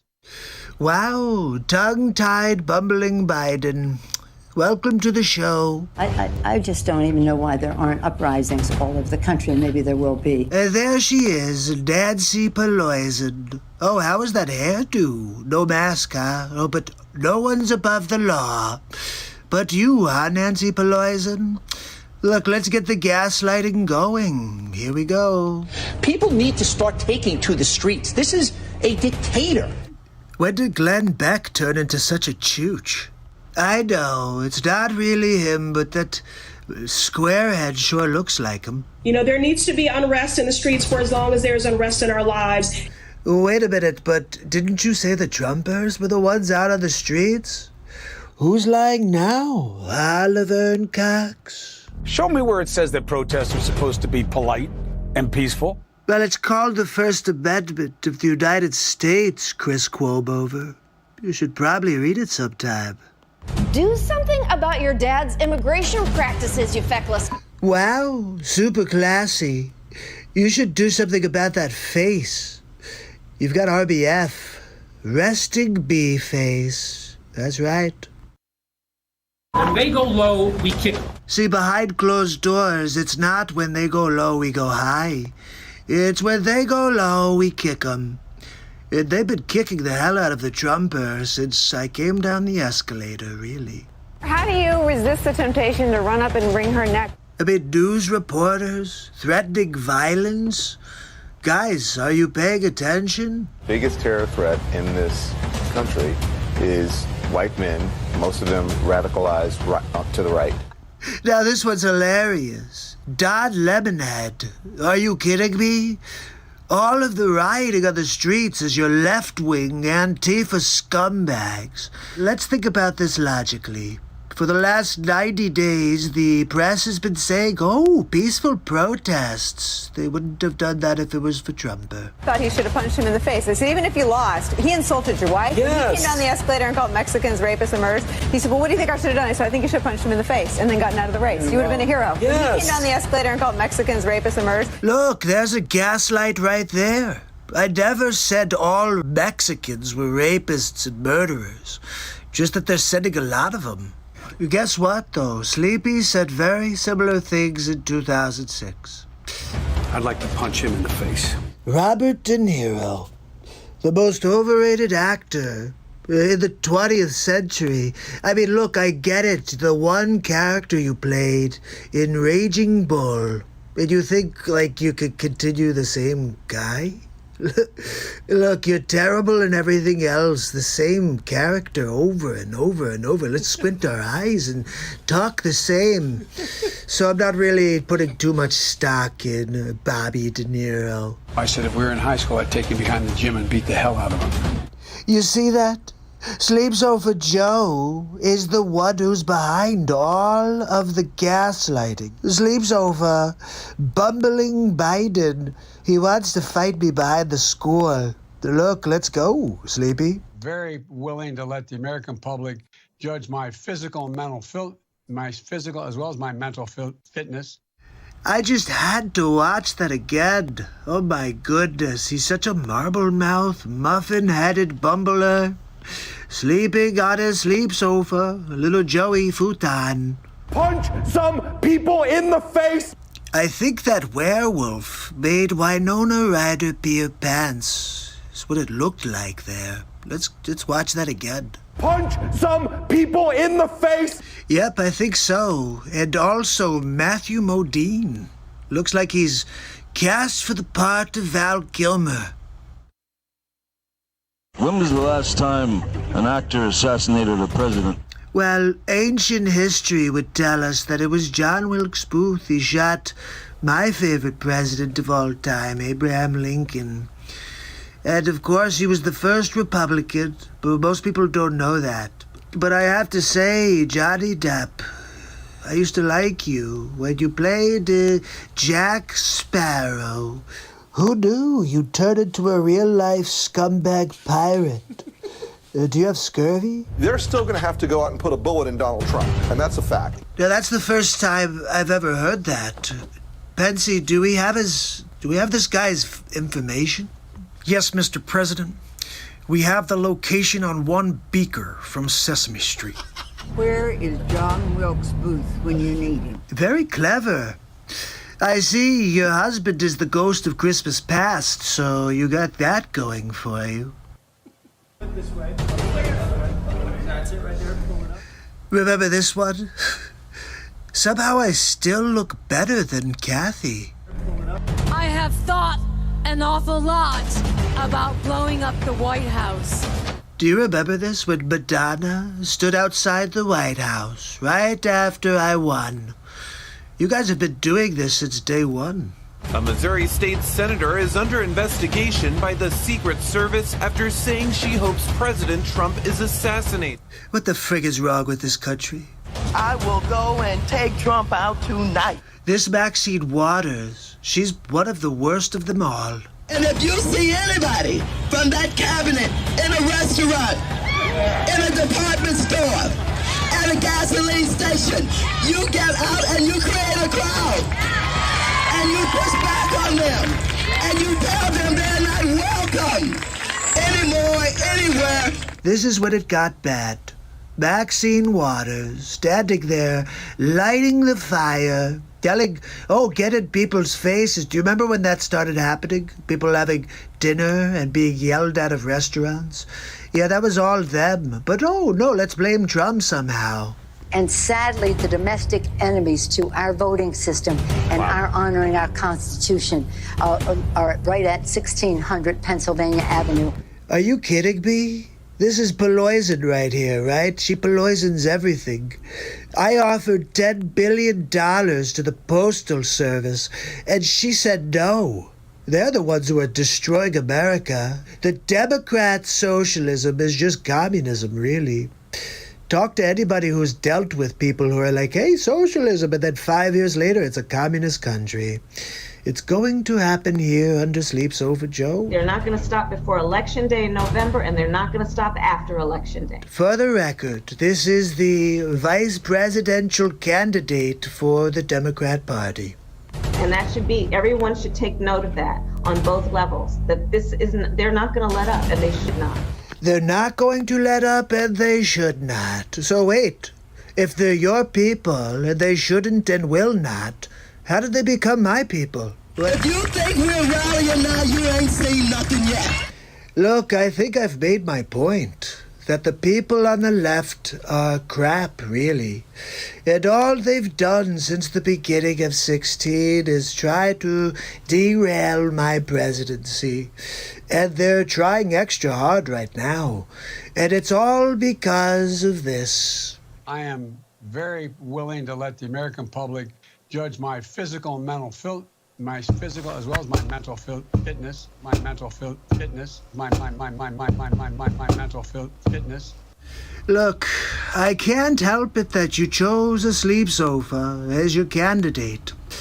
But that doesn't mean you could gaslight for the last 4 years, and that when your poll numbers are starting to drop, you just spin it and say, oh no, it's all Trump. The public can see through your lies. Look, this has been quite an experience having my own talk show, the Donald Trump Show.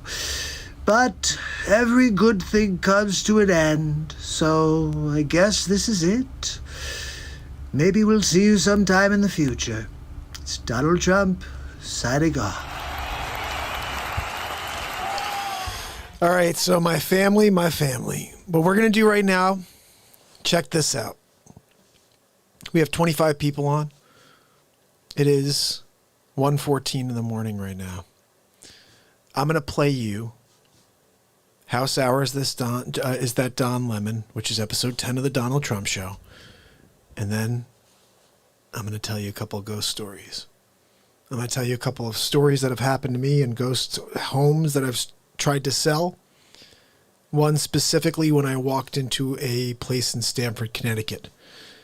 And the story that ensues will make the hair stand up on your arms. It does every single time I tell it, for myself at least. So I'm going to tell you two stories that I have, two ghost stories that I've experienced. And I'll tell you also about my UFO story. It's only 10:15 where Jim is, so we got all night. That's what Jimbo's saying. So guys, I want to thank Jim for his donation. We're going to have a lot of fun still. This show's not even close to over. 2 hours, 22 minutes, 22 seconds. I looked down at that. The 222 is a big thing. 222. Someone told me the other day, Beth Soulfire said 222 is a big thing. I don't know what it is. But I just looked down. So it was just literally 2 hours and 22 minutes in. We're doing another 2 hours tonight, guys. So I'm playing you episode 10. Don't go anywhere. Grab some popcorn. Because I'm going to tell you a couple stories. And if you like them and you want to support the program and do what Jim did, very much appreciated. And if not, you just want to hang out, we're going to have some fun. Spread the word. Put on your Facebook pages, Twitter, whatever. There's 2 more hours of entertainment coming at you. And I'm thinking I'm going to take the guitar out for something mellow, like a mellow jam. Still so much coming at you guys. SNL, day 671 in a row. Here we go. Episode 10. Of the Donald Trump Show. How sour is that Don Lemon? It's Hammerlin Jameson live from the studio. We're bringing you episode 10 of the Donald Trump Show. How sour is that Don Lemon? Thank you for joining me on episode 10 of the Donald Trump Show. That's right. Today we're going to continue our journey. Destroying fake news. Today we're going to look at CNN. Don Lemon. That's right, we call him Con Lemonhead here, but I have an old clip that came across my desk I wanted to share with you guys. Give me your perspectives, okay? Take a look at this.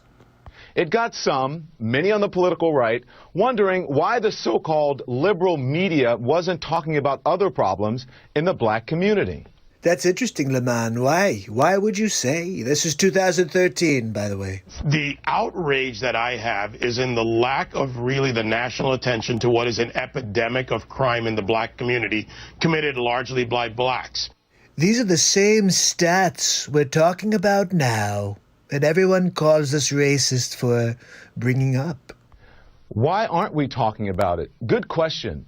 Actually, that's not a good question. We've talked about it many times on this show. You have? And on CNN.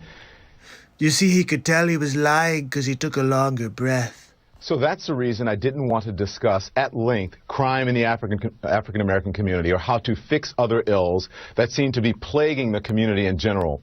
But now that the jury has reached its verdict, one that everyone must accept, it's time now for some tough love on the subject. Some tough love from the lemon. Sounds good to me. Someone on another network got the chance to go first because I couldn't go during the week. I'm only here on the weekend, so listen to this. The reason there is so much violence and chaos is the disintegration of the African American family. He's got a point. He does? In fact, he's got more than a point. Wow. Don Lemon agrees with Bill O'Reilly. Who knew that was coming? Drugs, hustling gangs. Nobody forces them to do that. Again, it is a personal decision. He is right about that, too. But in my estimation, he doesn't go far enough. Oh, Don Lemon's a mathematician now. Yes, I'd like to hear your estimation. Black people, if you really want to fix the problem, here's just 5 things that you should think about doing. Here we go. Cotton Lemonhead, 2013, 5 ways to fix the black community. Let's hear it. Here's number 5. Pull up your pants. Pants on the ground. Pants on the ground. Looking like a fool with your pants on the ground. Number 4 now is the N-word. Oh, my. Here we go.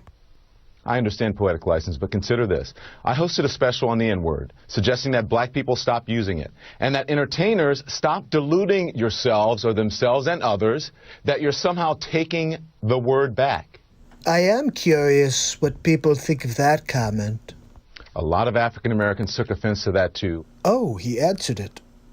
Now, number 3. Respect where you live. Is this a special message to the people in Chippy, Chaz? What are they calling themselves this week? I think it's a message to Chap.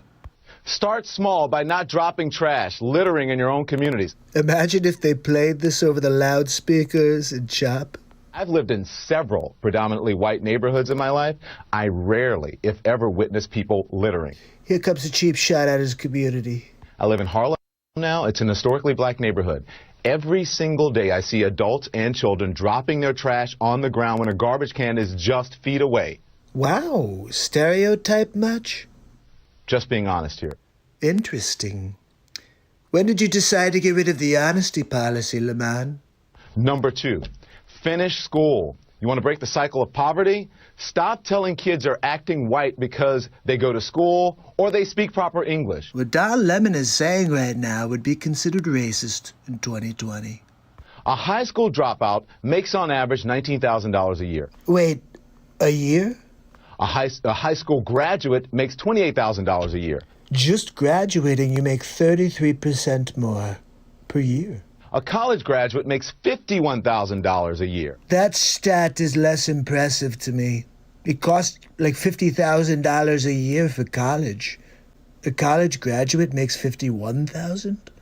Over the course of a career, a college grad will make nearly $1 million more than a high school graduate. That's a lot of money. Yes, $1 million is a lot of money. It's a lot of money to the people of the United States of America. Not so much for Trump. I've got billions, okay? And number 1, and probably the most important, just because you can have a baby, it doesn't mean you should. Words you will never hear Don Lemonhead speak again. Especially without planning for one or getting married first. More than 72% of children in the African American community are born out of wedlock. That means absent fathers. Look, can't you see, this is the point. Nothing ever changes. It's always the same. It was 72% in 2013 when Obama was the president. And the studies show that lack of a male role model is an express train right to prison. And the cycle continues. Yesterday you saw that Sleep Sofa Joe was the one that put them in prison. And Don Lemon remarked how it's a problem in 2013 when Obama was in office. So what's the problem when Trump wants to fix it? Anybody? Bueller? pay attention to and think about what has been presented in recent history as acceptable behavior. Is rioting in the streets acceptable behavior? It's a good question, Don Lemonhead. What do you think we should do, Don? Pay close attention to the hip-hop and rap culture that many of you embrace. I embrace the Sugar Hill Gang. To the hip-hop, to hibbity-hibbity-hibbity, hip-hop, to top-it, don't stop. The boogie-boogie, bang-bang, sugary-bug-bug. A culture that glorifies everything I just mentioned, thug and reprehensible behavior. A culture that is making a lot of people rich, just not you. The time CNN spoke the truth. Wow, it's almost surreal, right? It's surreal to see CNN speaking truth. I kind of like it. How do we get them to speak the truth always? So what happened to Don Lemon in 2020? This is the thing, Don. You know, black people need to hold other black people accountable.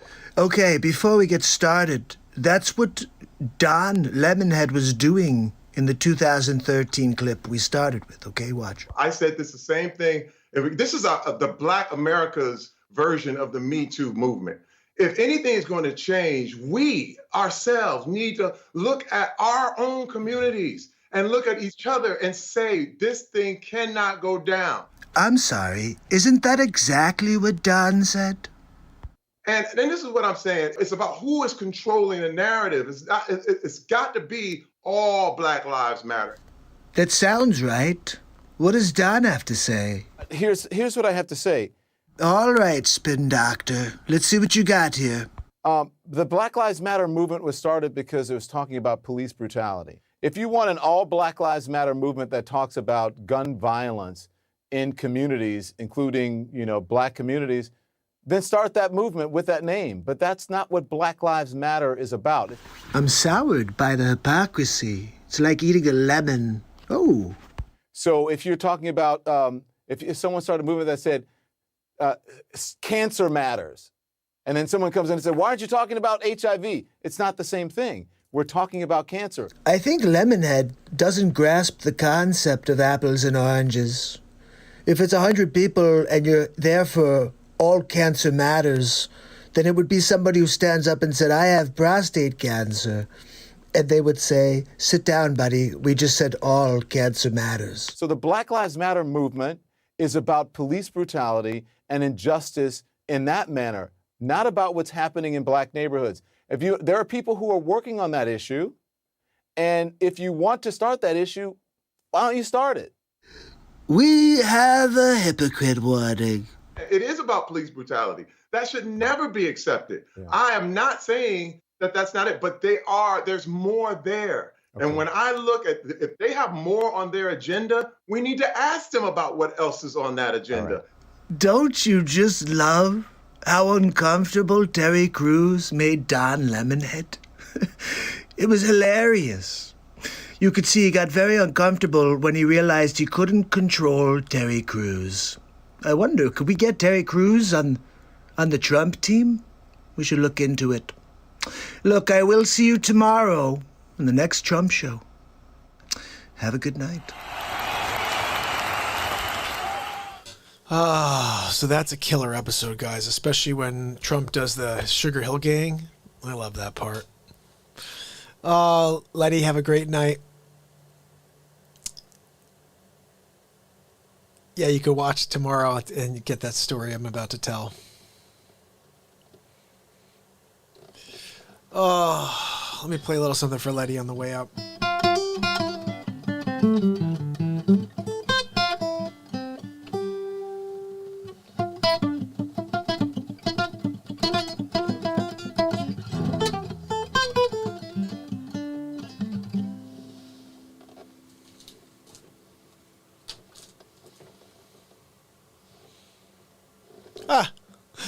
Look at that.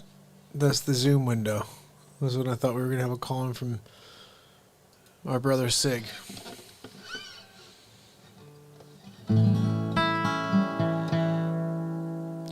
Oh, now you make me stay. You're funny, Letty. Okay, I'm going to play a little music.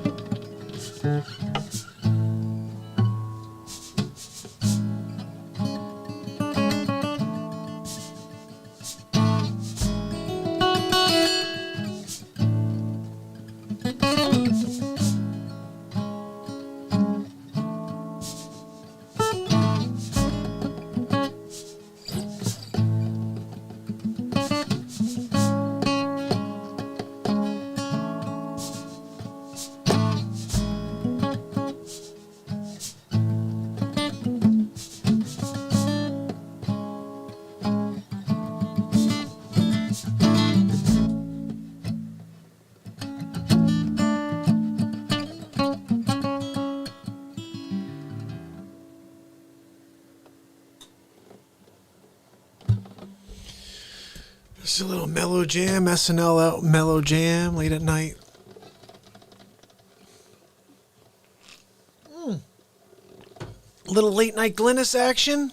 Glynis.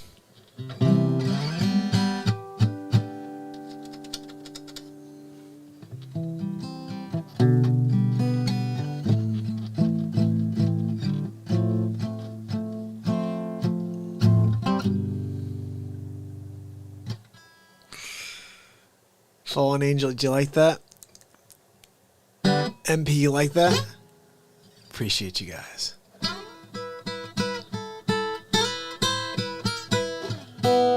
We need to get something a little bit like on the minor scale because we're in the middle of Halloween night. Maybe it's something that I can tell my story to. Let's see.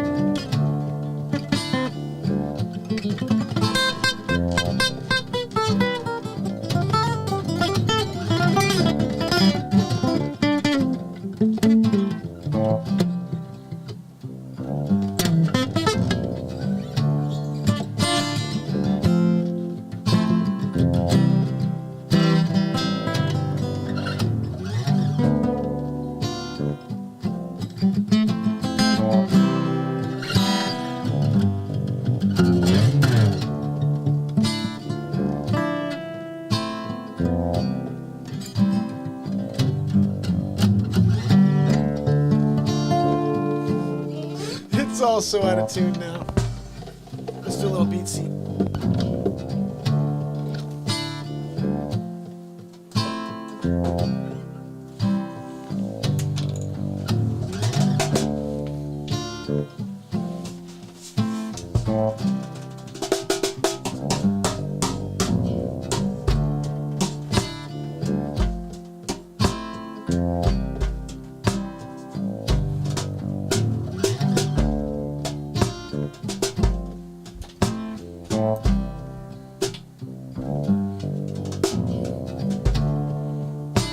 Halloween night on the Real Talk Show.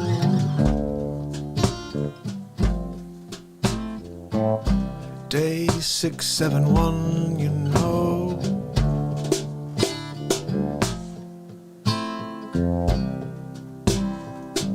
Ain't a Halloween I've seen before. No kids out on the streets getting them sweets, no. Lights out on a cold night this October morning.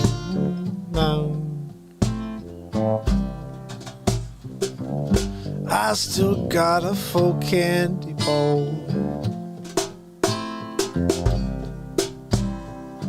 I still got a full candy bowl, yeah. I still got a full candy bowl.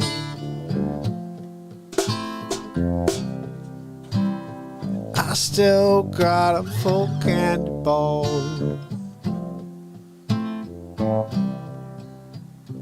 I still got a full candy bowl.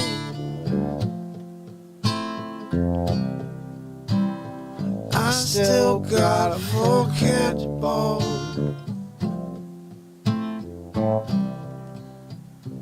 I still got a full candy bowl.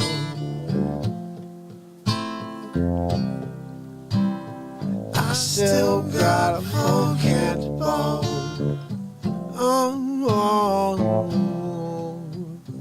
I still got a full candy bowl.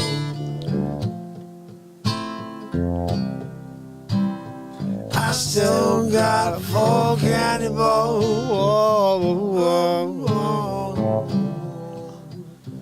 I still got a full candy bowl, yeah. Halloween night and fright you away. Still virus, that pandemic is just dropped on people's world and hiding away. The year gone from hell, and no one can tell if it's real or it's fake, and you know we're going to fall anyway. Who's gonna save us now? Come the Real Talk Show.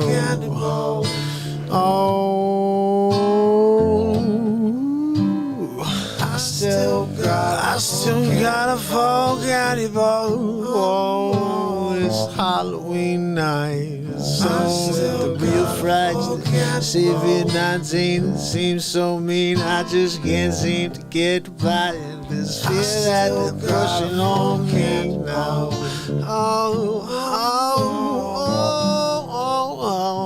I still got a full candy bowl, yeah. I still got a full candy bowl.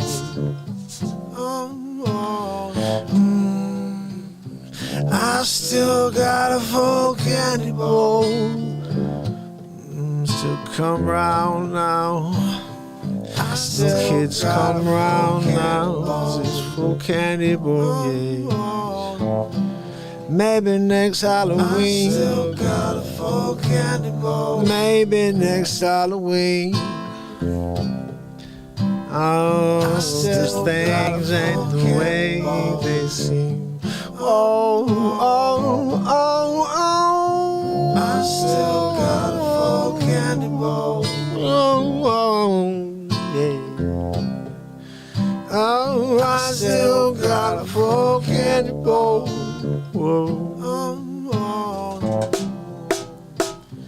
I still got a full candy bowl. Yeah. A full candy bowl this Halloween night. It's out of sight. Got a full candy bowl. Got 3 young kids in the home. Can't go out, get the crazy Halloween on. Got a full candy bowl. You know what, kids? You wake up tomorrow, you put your hands in the candy bowl that we got right here. Because guess what? I still got a full candy bowl. So I'll share that with my kids tomorrow. Cause I still got a full candy bowl. I still got a full candy bowl.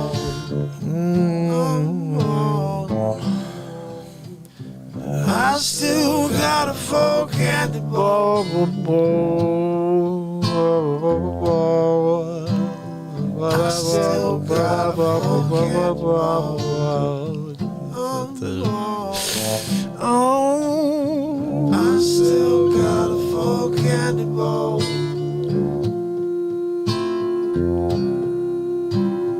I still got a full candy bowl.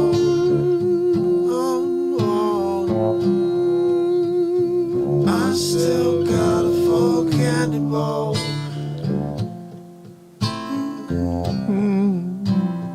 I still got a full candy bowl.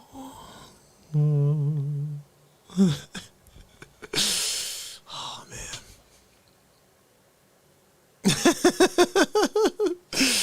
Okay, that's what we do here, buddy. That's what we do, buddy. We just take a moment to make it happen. I gotta listen back to it, though, now that it's done. That's how we roll. That's how it rolls.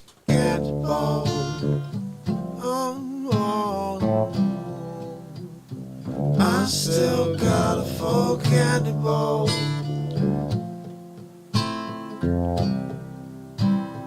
I still got a full candy bowl.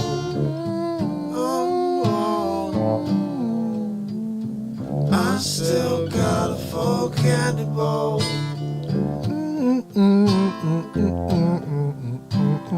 I still got a full candy bowl. Oh, this is a hot tune, dude. I'll tell you what, I'm dropping that tomorrow, and that could be a tune. That could be an actual tune right there. I still got money in my candy bowl. That could be if we have CV21 like they keep talking about. We're going to be doing this for the next 2... That could be for the next 2 Halloweens. We'll be playing that thing out. Renee, how are you? Good to see you. Wolfie's back, my brother. And Daniel's kicking it with us still. MJ in the house. And yeah, Kay, there's a lot of really cool songs they've created in real time in front of the family here over the last 671 days. And that's going to continue. Every day I'm going to create music live in front of you. That's what we do on the Real Talk Show. It's Hammerlin.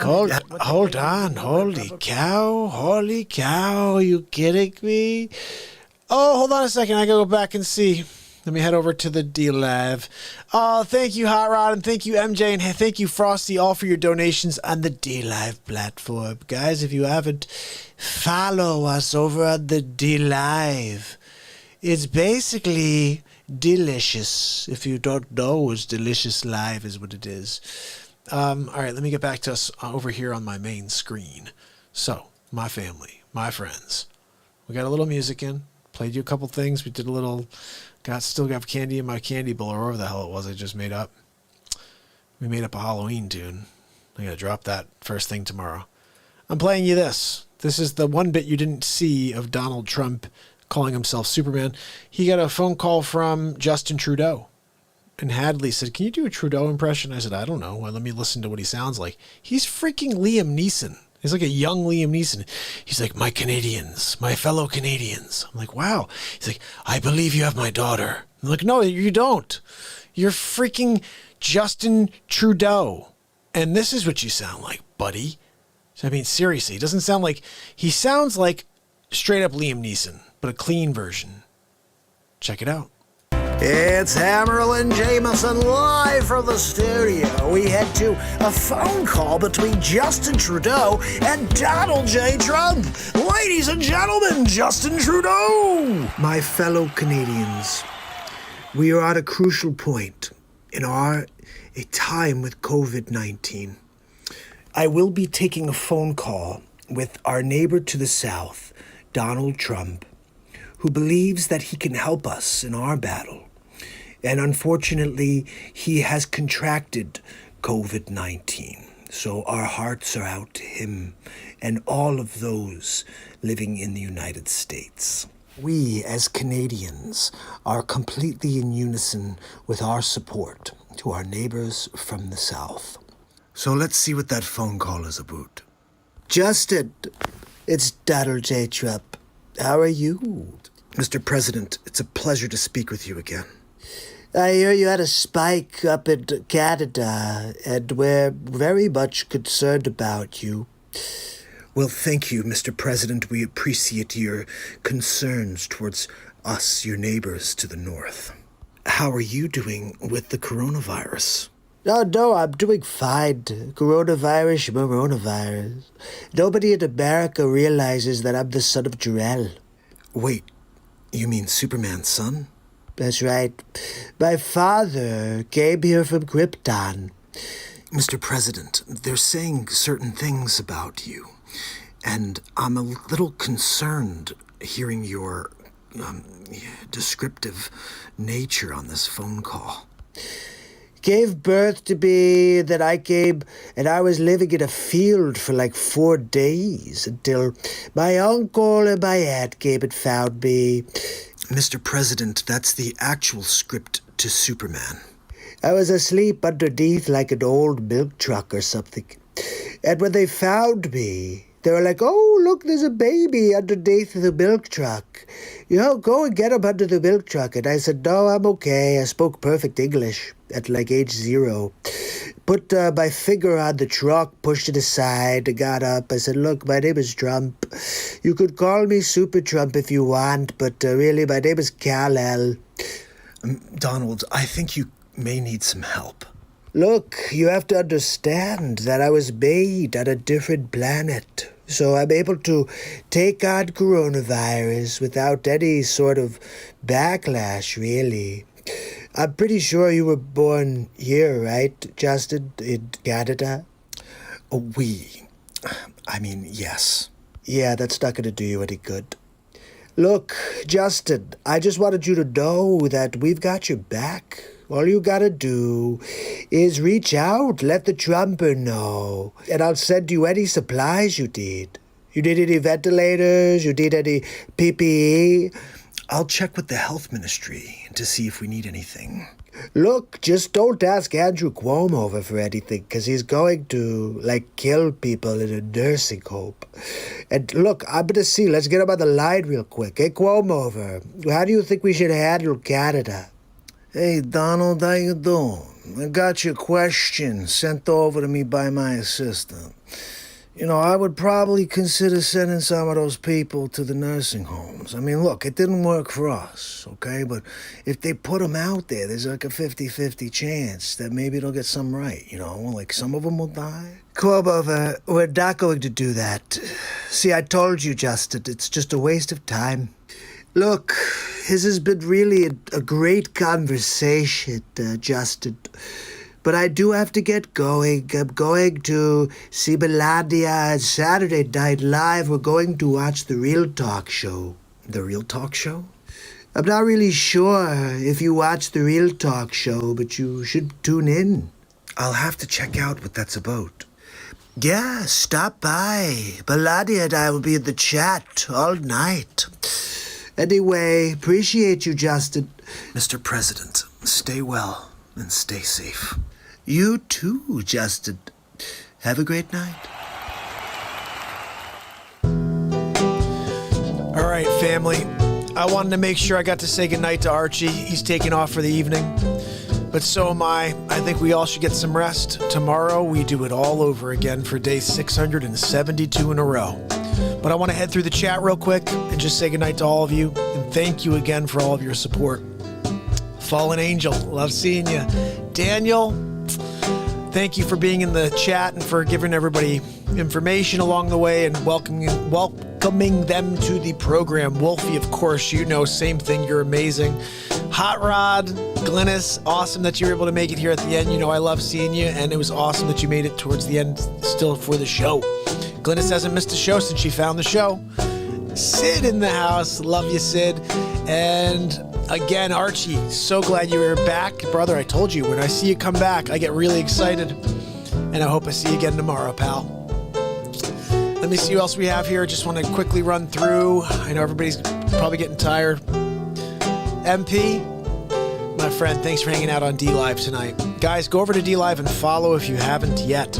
Wendy Pooh Bear, you rock. Spooky Stories. That's right. I forgot about Spooky Stories. Oh, my goodness. Should I keep going? I'm just kind of tired at this point. You know what? Let's do Spooky Stories tomorrow. Because we really didn't have a Halloween this year anyway.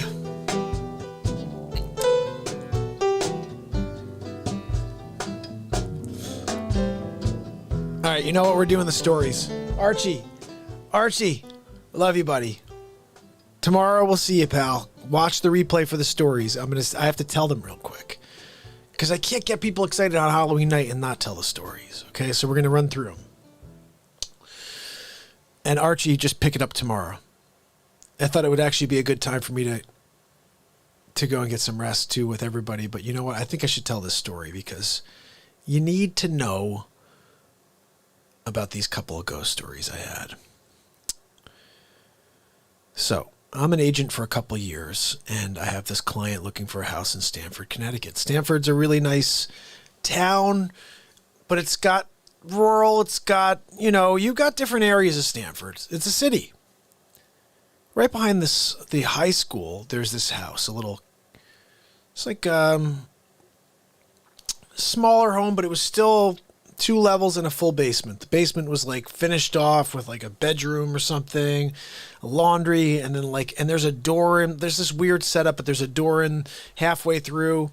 Regardless of that, so we get in, I open up the door, and the way you open a door and you announce yourself as a real estate agent is similar. You just be like, hey, it's a realtor. I'm here to show the place. Anyone home? It's a realtor, you know, whatever. You say stuff like that. And no one says anything, so we come in. And as we come in, we hear somebody upstairs moving around. And I'm like, oh, geez, they must have not heard me. So let me yell louder. Hello, it's a realtor. We're just here to show the place. Your agent gave us the okay. Hello, no response. I'm like, whatever. You know what? Let's just look at the first floor. And when they come down, I'll just say I didn't want to be rude and scream, but I tried to yell up to you. And I didn't see anybody come down, and we're looking around the first floor, which wasn't massive, but it was big enough. And I said, you know what, let's just go upstairs and I'll announce myself as we go. And I'm walking up and said, hello, we're coming up. Hello. No response. Really weird. So as we walk upstairs, I look in. I don't see anybody. I'm looking in all the rooms. I don't see anybody. My clients don't see anybody. I said, that's odd. Maybe they slipped by. And as I say that, we hear them downstairs in the first floor. I'm getting shivers just thinking about this right now. So I'm like, hello. Oh, we're upstairs now.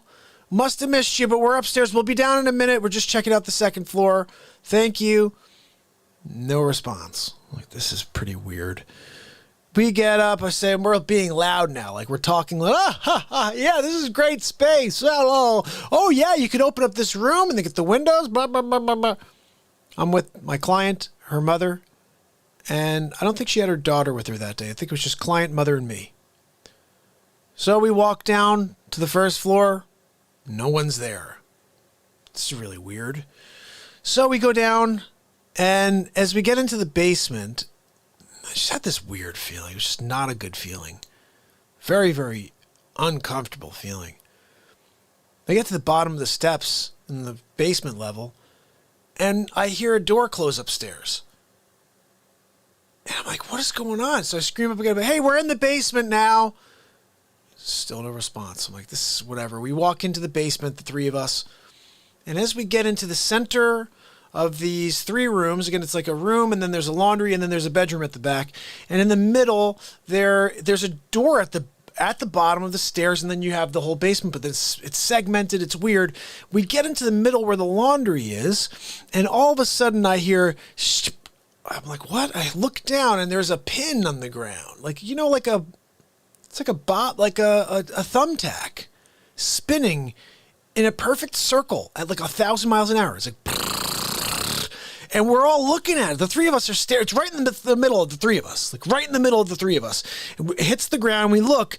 I have no idea where this freaking thumbnail comes from. This pin falls in between the three of us, spins like 1,000 miles an hour, and comes to a perfect stop. And as it comes to a complete stop, the door that we walked through at the end of this hall right here in the basement slams closed. And we freaked out. We're like, we got to get the hell out of here. We run out. I led the way. I have two ladies behind me. They're running behind me. We run out of the house. I'm screaming the whole way. I'm like, where are we leaving? I don't know. I think this place is haunted. I'm freaking out. I walked out of the house. Oh my goodness, that was the weirdest phone call I've ever had to make in my life when I called the agent. I was like, hey, look, I just wanted to give you some feedback for your listing over there that I showed.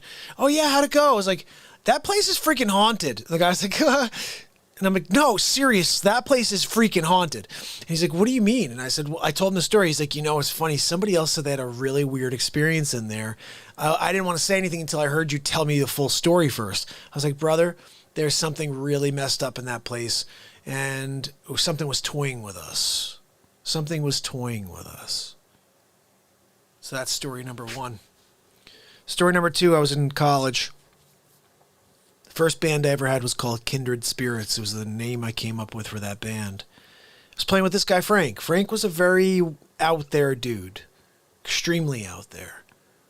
He wrote great music. It was the first guy I played with that was leveled up above me. He knew theory. He'd been playing music for 7 to 10 years already. I just grabbed a guitar months earlier when I met this guy. Literally 6 months earlier, I think, is when I got my guitar, met Frank, and then immediately he was like, let's start a band, because I'd written 3 songs, and he'd written a lot of songs, and I had a passion for music, as you could tell, and I was very excited about it, so he brought me in to learn some things. Did they buy the house, Lady Jan? You're hilarious. Oh my goodness, they ran. Oh, so story number 2, Frank lives in this apartment in New Haven, and it's called El Grasso Boulevard, which is like a main boulevard in New Haven. And the weird thing about this building is it was like 3 doors, and the middle door, which is Frank's door, had those 2 lions out front. You know, like the out front, those lions that sit at the entranceway of buildings, and they say that's kind of like a conduit for spirits. I don't know. I've heard stuff like this. So Frank lives in the center, And he's on the top floor in this place. Now, I also had other friends that lived on the floor right below Frank, and that wasn't as much of a concern ever. But I remember when I went to go see Frank, when I played music with Frank, every time I get to the second floor and turn to go up to the third floor, something weird would happen in that space there. Something weird. I always felt like somebody was standing right there in that room watching me every time. And I could see their face. I could see it. I could see their face. I could see their eyes. I could see their teeth. They were yellow and gnarly. And dude was scary looking, like a vagrant, you know? I could still visualize this guy a little bit. And I could feel the presence first, and then I started visualizing him. And every time I'd go in, I'd get to this one area and I'd freak out and I'd run full speed up to the top of the stairs with my guitar. And I'd always be like making noise because I didn't want it to be quiet in there. I just felt like very uncomfortable in that space. And so I remember my professor, my acting professor, because my first love was acting. I loved a script. You give me a script, I love reading a script. I love to take the words on a page and bring them to life. But I think I love doing what I do now better, which is not having a script and letting the magic of life happen. However, my acting professor said he was very connected to the spirit side of things. He taught me how to work with tarot cards.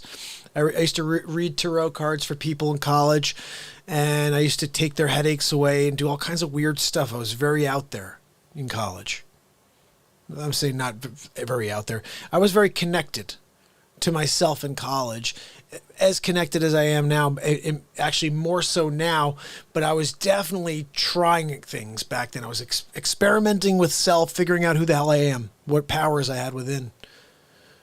And so I'm playing with this guy, Frank, and every time I go to see him to work on our songs, his songs, my songs, to work on this, we had a show coming up, I felt this dude right on my neck. Right on my neck. And so I'm sitting down with my professor and with Frank one day and a few other people, and we're talking about all kinds of out there stuff. And I said, you know, this is something I feel every time I come see Frank. And he goes, interesting. He goes, next time you're coming up the stairs, he goes, I want you to stop. I want you to stand there. And then I want you to say these words. How can I help you? I was like, what? He goes, yep. I want you to stand there, and I want you to say out loud, how can I help you? Oh, man, I'm getting a weird feeling again.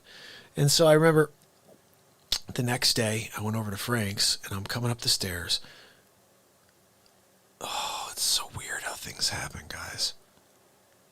So this is going to lead to the craziest story you've ever heard in your life. Last time I ever walked into Frank's apartment, I go up the stairs. I'm standing in the hallway before I walk up to that third floor. Got my guitar in my right hand, in the case. I feel it. I can feel this guy. I can almost smell him at this point. That's how much I visualized this experience. I stood there. I closed my eyes for a second, and I could feel like his breath on my neck. And as I was about to say the words, I straight up flipped and freaked out, like internally. And I just ran full speed upstairs, jumped into Frank's place, closed the door, and rehearsed. The reason I said that was the last time ever is because the next day we had a show. First show at a place called, I think it was like Cafe 9 or something like that. We were a duo. We were playing mostly Frank's songs. I played some cover songs because I only had written about 3 or 4 songs at this point. So I played some Counting Crows, whatever, Dave Matthews, whatever I was playing at the time. After the show, the girl who played Juliet, when I played Romeo, the girl who played Juliet was a very good friend of mine. She was there at the show. She took pictures. I don't know where these pictures are, but she took pictures. And she said, she took the picture of Frank and I. We took a cool picture together. And I'm jumping around, but I want to tell you the full story. So she takes this picture, and the very next day, Frank stops by my apartment to discuss the show. Now, I thought it was a great show. I'd never played in my life in front of a crowd before. So if you could imagine my energy, amplified by 50, because it was the first time I was in front of a crowd, ever. So he comes over, and he was upset. I didn't realize he was upset, but I guess he felt that I was taking this, too much of his thunder or whatever. I don't know. I have no idea what happened. But during the process of rehearsing, he had a 4-track recorder, and I wanted to borrow it for these 4 songs I'd written, 3 or 4 songs. I wanted to record them so I had something to sell when we played this gig. I could say, hey, I got some songs. I got a tape. Back then it was tapes, CD. I got a tape. I got a CD, whatever it was. So he let me borrow the 4-track, and he's like, how many times did I come over here and you were working on the 4-track? How many times? And when he said how many times the second time and screamed at me, his eyes turned totally black. Not just the pupils, his entire eyes, both eyes went black. Never seen this in the history of life from anybody. I saw it that day from this dude. His eyes turned black. He lunged at me. How many times? His eyes turned totally black like a demon. And I jumped backwards. And I think he knew in that moment what I had seen. And he stepped back. He tried to compose himself. And he goes, look, I'm sorry. He's like trying to apologize all of a sudden. But I'm like this now. I'm like this. Literally, I'm like this. Because he's sitting right next to me with his girlfriend sitting right there. And I'm like this. And he goes, I'm sorry. He's like, it's fine. It's fine. He's like, no, it's not, Frank. I said, I saw your eyes. I said, I saw your eyes. And he knew what I meant. And that was the end of our relationship. That was the end of our friendship. That was the end of our band. That was the end of everything. I saw your eyes. A couple weeks later, those photos went through the processing, and I'm looking through them, and I see this photo of Frank and I smiling at this cafe the night we played the one and only show. And my friend Illy said, I wanted to take that picture of you guys because I knew it was the last time you were ever going to play together. I said, what? She goes, yeah, I saw the way he was looking at you while you were playing, and I could just tell it's the last time you guys are ever going to play together.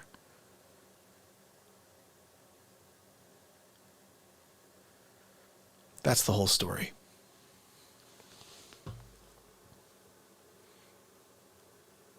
I've never seen anybody's eyes turn black. That was the first and only time in my life. The scarier thing is when I said that to him, I saw your eyes. He reacted. He knew. I think he knew what or who he is. That was almost scarier. Like I would have hoped a response like, what do you mean? What did you see? It was almost like I cemented the fact that I could see that there's something evil there. And he already knew it was there. It was really weird. Because a normal human being would be like, wait, what did you see in my eyes? What did you see? What do you mean you saw my eyes? What do you mean by that? This dude knew his eyes are black. He knew he had black in his soul. That scared the hell out of me. And I've never, ever seen that in my life.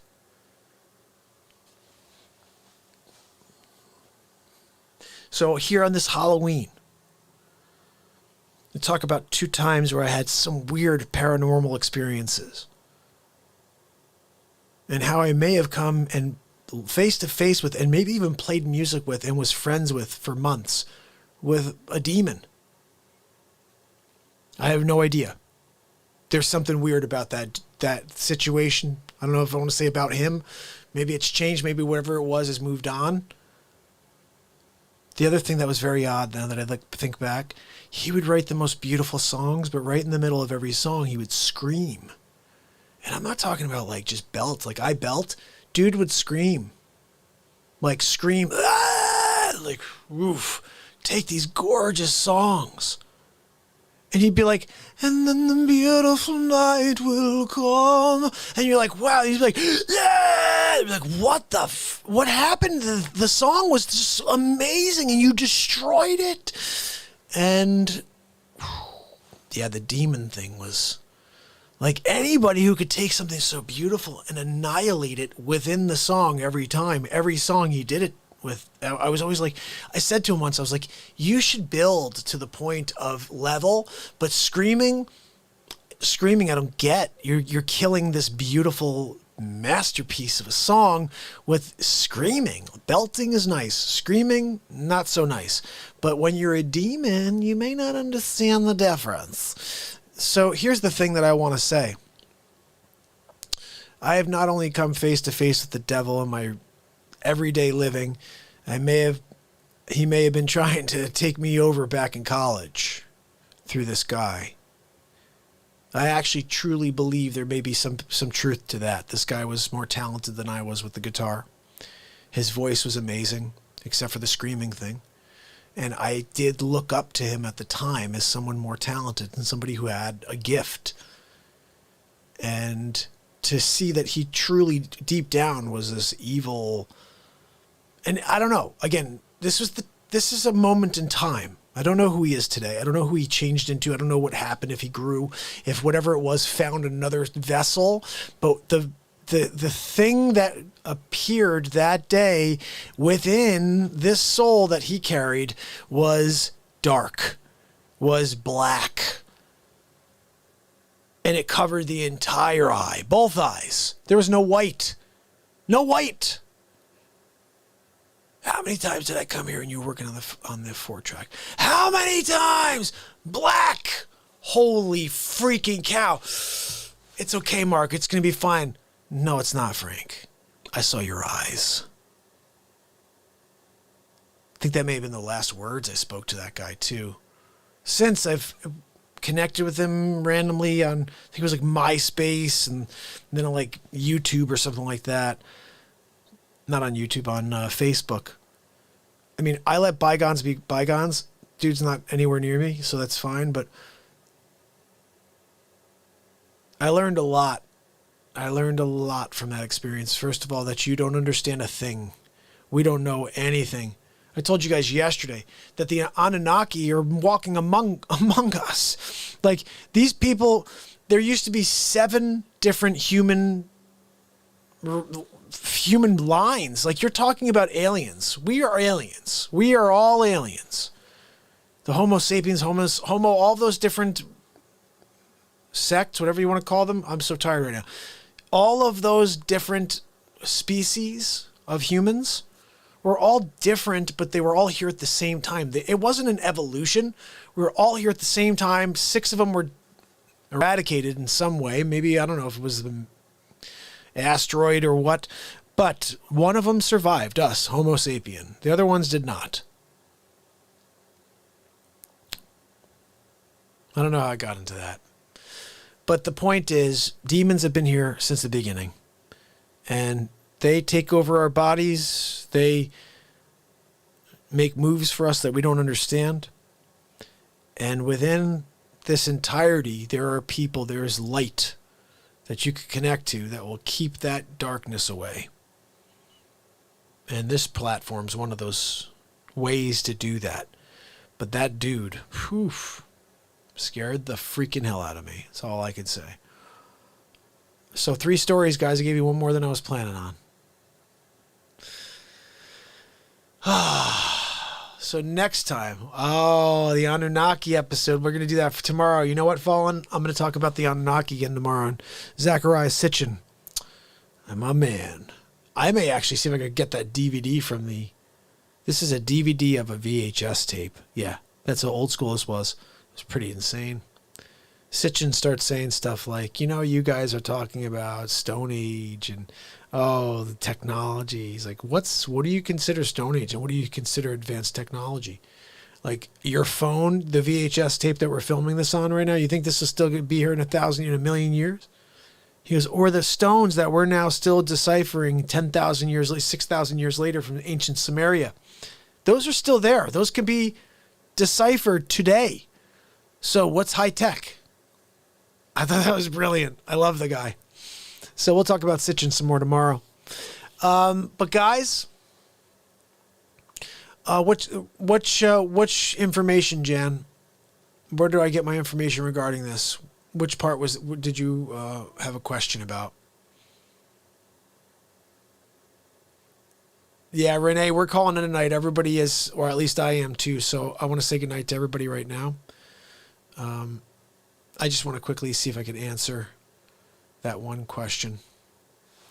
Let me go back and see if I can make sense of it. Where do you get your information regarding this?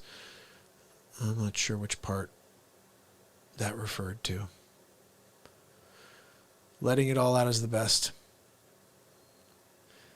I am falling. It's 1:18, but we had another late night yesterday, so I'm definitely very tired. I want to see if I can try to get an answer to where was this? Oh, Christine, thank you so much, Christine. I'm going to keep showing up for you. I will be here every single day to keep putting on a show. And I really appreciate the different kinds of beings. I think it's just a feeling I have. Everything I say comes from somewhere, but it's not from a book. That is the one thing I'm blown away by, is some of the information that's come to the surface on this program is just coming from the universe, directly from the universe. It's coming from the source code. And the only reason I know that to be true is because the same words I'm speaking, many have spoken over time. A lot of the things, here's a crazy thing. I've never read Nietzsche. I have no idea what the hell Nietzsche said. I know he's a philosopher. I know he said a lot of things, but I've had some people come along and say, oh, Nietzsche said that. I'm like, really? I said it. I don't know who the freak Nietzsche is, but you know what? We all say the same things in our own way if you connect to the source code. So every day I've been here for 671, and I think because I'm connected to that source code and I allow it to happen, these answers and the information is free flowing within that source code if you know how to connect to it. I'm connected to it, but I'm only connecting to certain pieces of it. Like, I wish I knew how to connect to it all, but my expertise is not in all of it. It's in the passion, it's in the light and in the love of this universe, and that's what I have to share. I gotta lean into what I'm meant to do, not to try to learn about other things within that source code. I can get lost if I do that. But here, I stay on point. I love it. Kay came out set in stone, from stepping stone to cornerstone, milestone to gemstone to eternal headstone. My credo. I love that. What is your source code? Well, I think that each person has their own. Every person has their own source code. Everybody is, again, if you think about it if you think about this from the outside, I have this feeling that if we took all of our source codes and put them together, it would make the one unique soul of this universe. Some people call God, some people call Gaia, some people call the spirit of Allah, whatever. But I believe that all of our source codes together create that perfect soul. Now, when I say perfect soul, because it's everything. We all grab pieces from it. We're anointed, whatever you want to call it, but we all are given certain qualities, certain traits, some deficiencies possibly. And throughout time, however many people are on this planet, that's the soul split into that many people. And maybe we were more powerful. We died quicker or whatever, but we were more powerful maybe back then. I don't know. Because we had more of whatever that original source code is. This is just a theory I'm just thinking about in the moment. Like I said, I wouldn't take anything I'm saying here at all on face value because I didn't read it in a book. I'm just speaking out loud and letting the moment and the words come out. And this is what it's telling me to say right now. And like I said, may be completely off its rocker, which it probably is. Someone thinks it is. Someone else just threw a neggy. which is fine. Look, these are opinions. Everybody's allowed to have an opinion. The thing is, I'm definitely not going to agree with what some other man wrote in a book 2,000 years ago when I get a feeling from that universe that tells me something totally different. That's what I'm going to focus into and connect with. And I believe, and again, this is just my belief, if I come out here every day for the rest of my life and I bring light to this universe, essentially our own congregation here, this is where I find and I provide and I get to the light. When I go to, I'm just sorry to say this, I grew up Catholic, when I go to church, I just am not inspired. There's no priest besides that one priest I've told you about before, my mentor, who's now my second cousin through my wife. I'm never inspired. Nobody speaks passionately. They read out of a freaking book and there's no life to it. And I'm sorry, I just can't do that. I just can't do that. The experience is great if you want to get to the lessons behind things. You want to try to muddy it up with all the man stuff that we put in there and all the fear mongering. I'm walking. This entire life of ours is about, it's about positivity. It's a balance, but it's mostly about doing for others, and that's when you get. Anyway, my family, my friends. 3 hours, 31 minutes in. Yeah. Act says a lot of the world stopped believing in a 2,000-year-old book, and how's the world been looking lately? It's very true, Acts. It's very true. And I think... Do you think that feeling may be part of that 2,000-year-old book? Well, I think that there's a lot of great stuff in that book, but I think it was muddied up by the control of man. And I don't believe that any heavenly spirit would act out of revenge. I don't think any heavenly spirit would want to do anything but live for the positive. And if you choose not to connect to that spirit and be a part of it, you lose. They're not out there saying, well, now I'm going to go and get that person back. No, that's not how it works. If you can't be in the light, that's worse. You not being able to be in the light because you're not worthy is worse.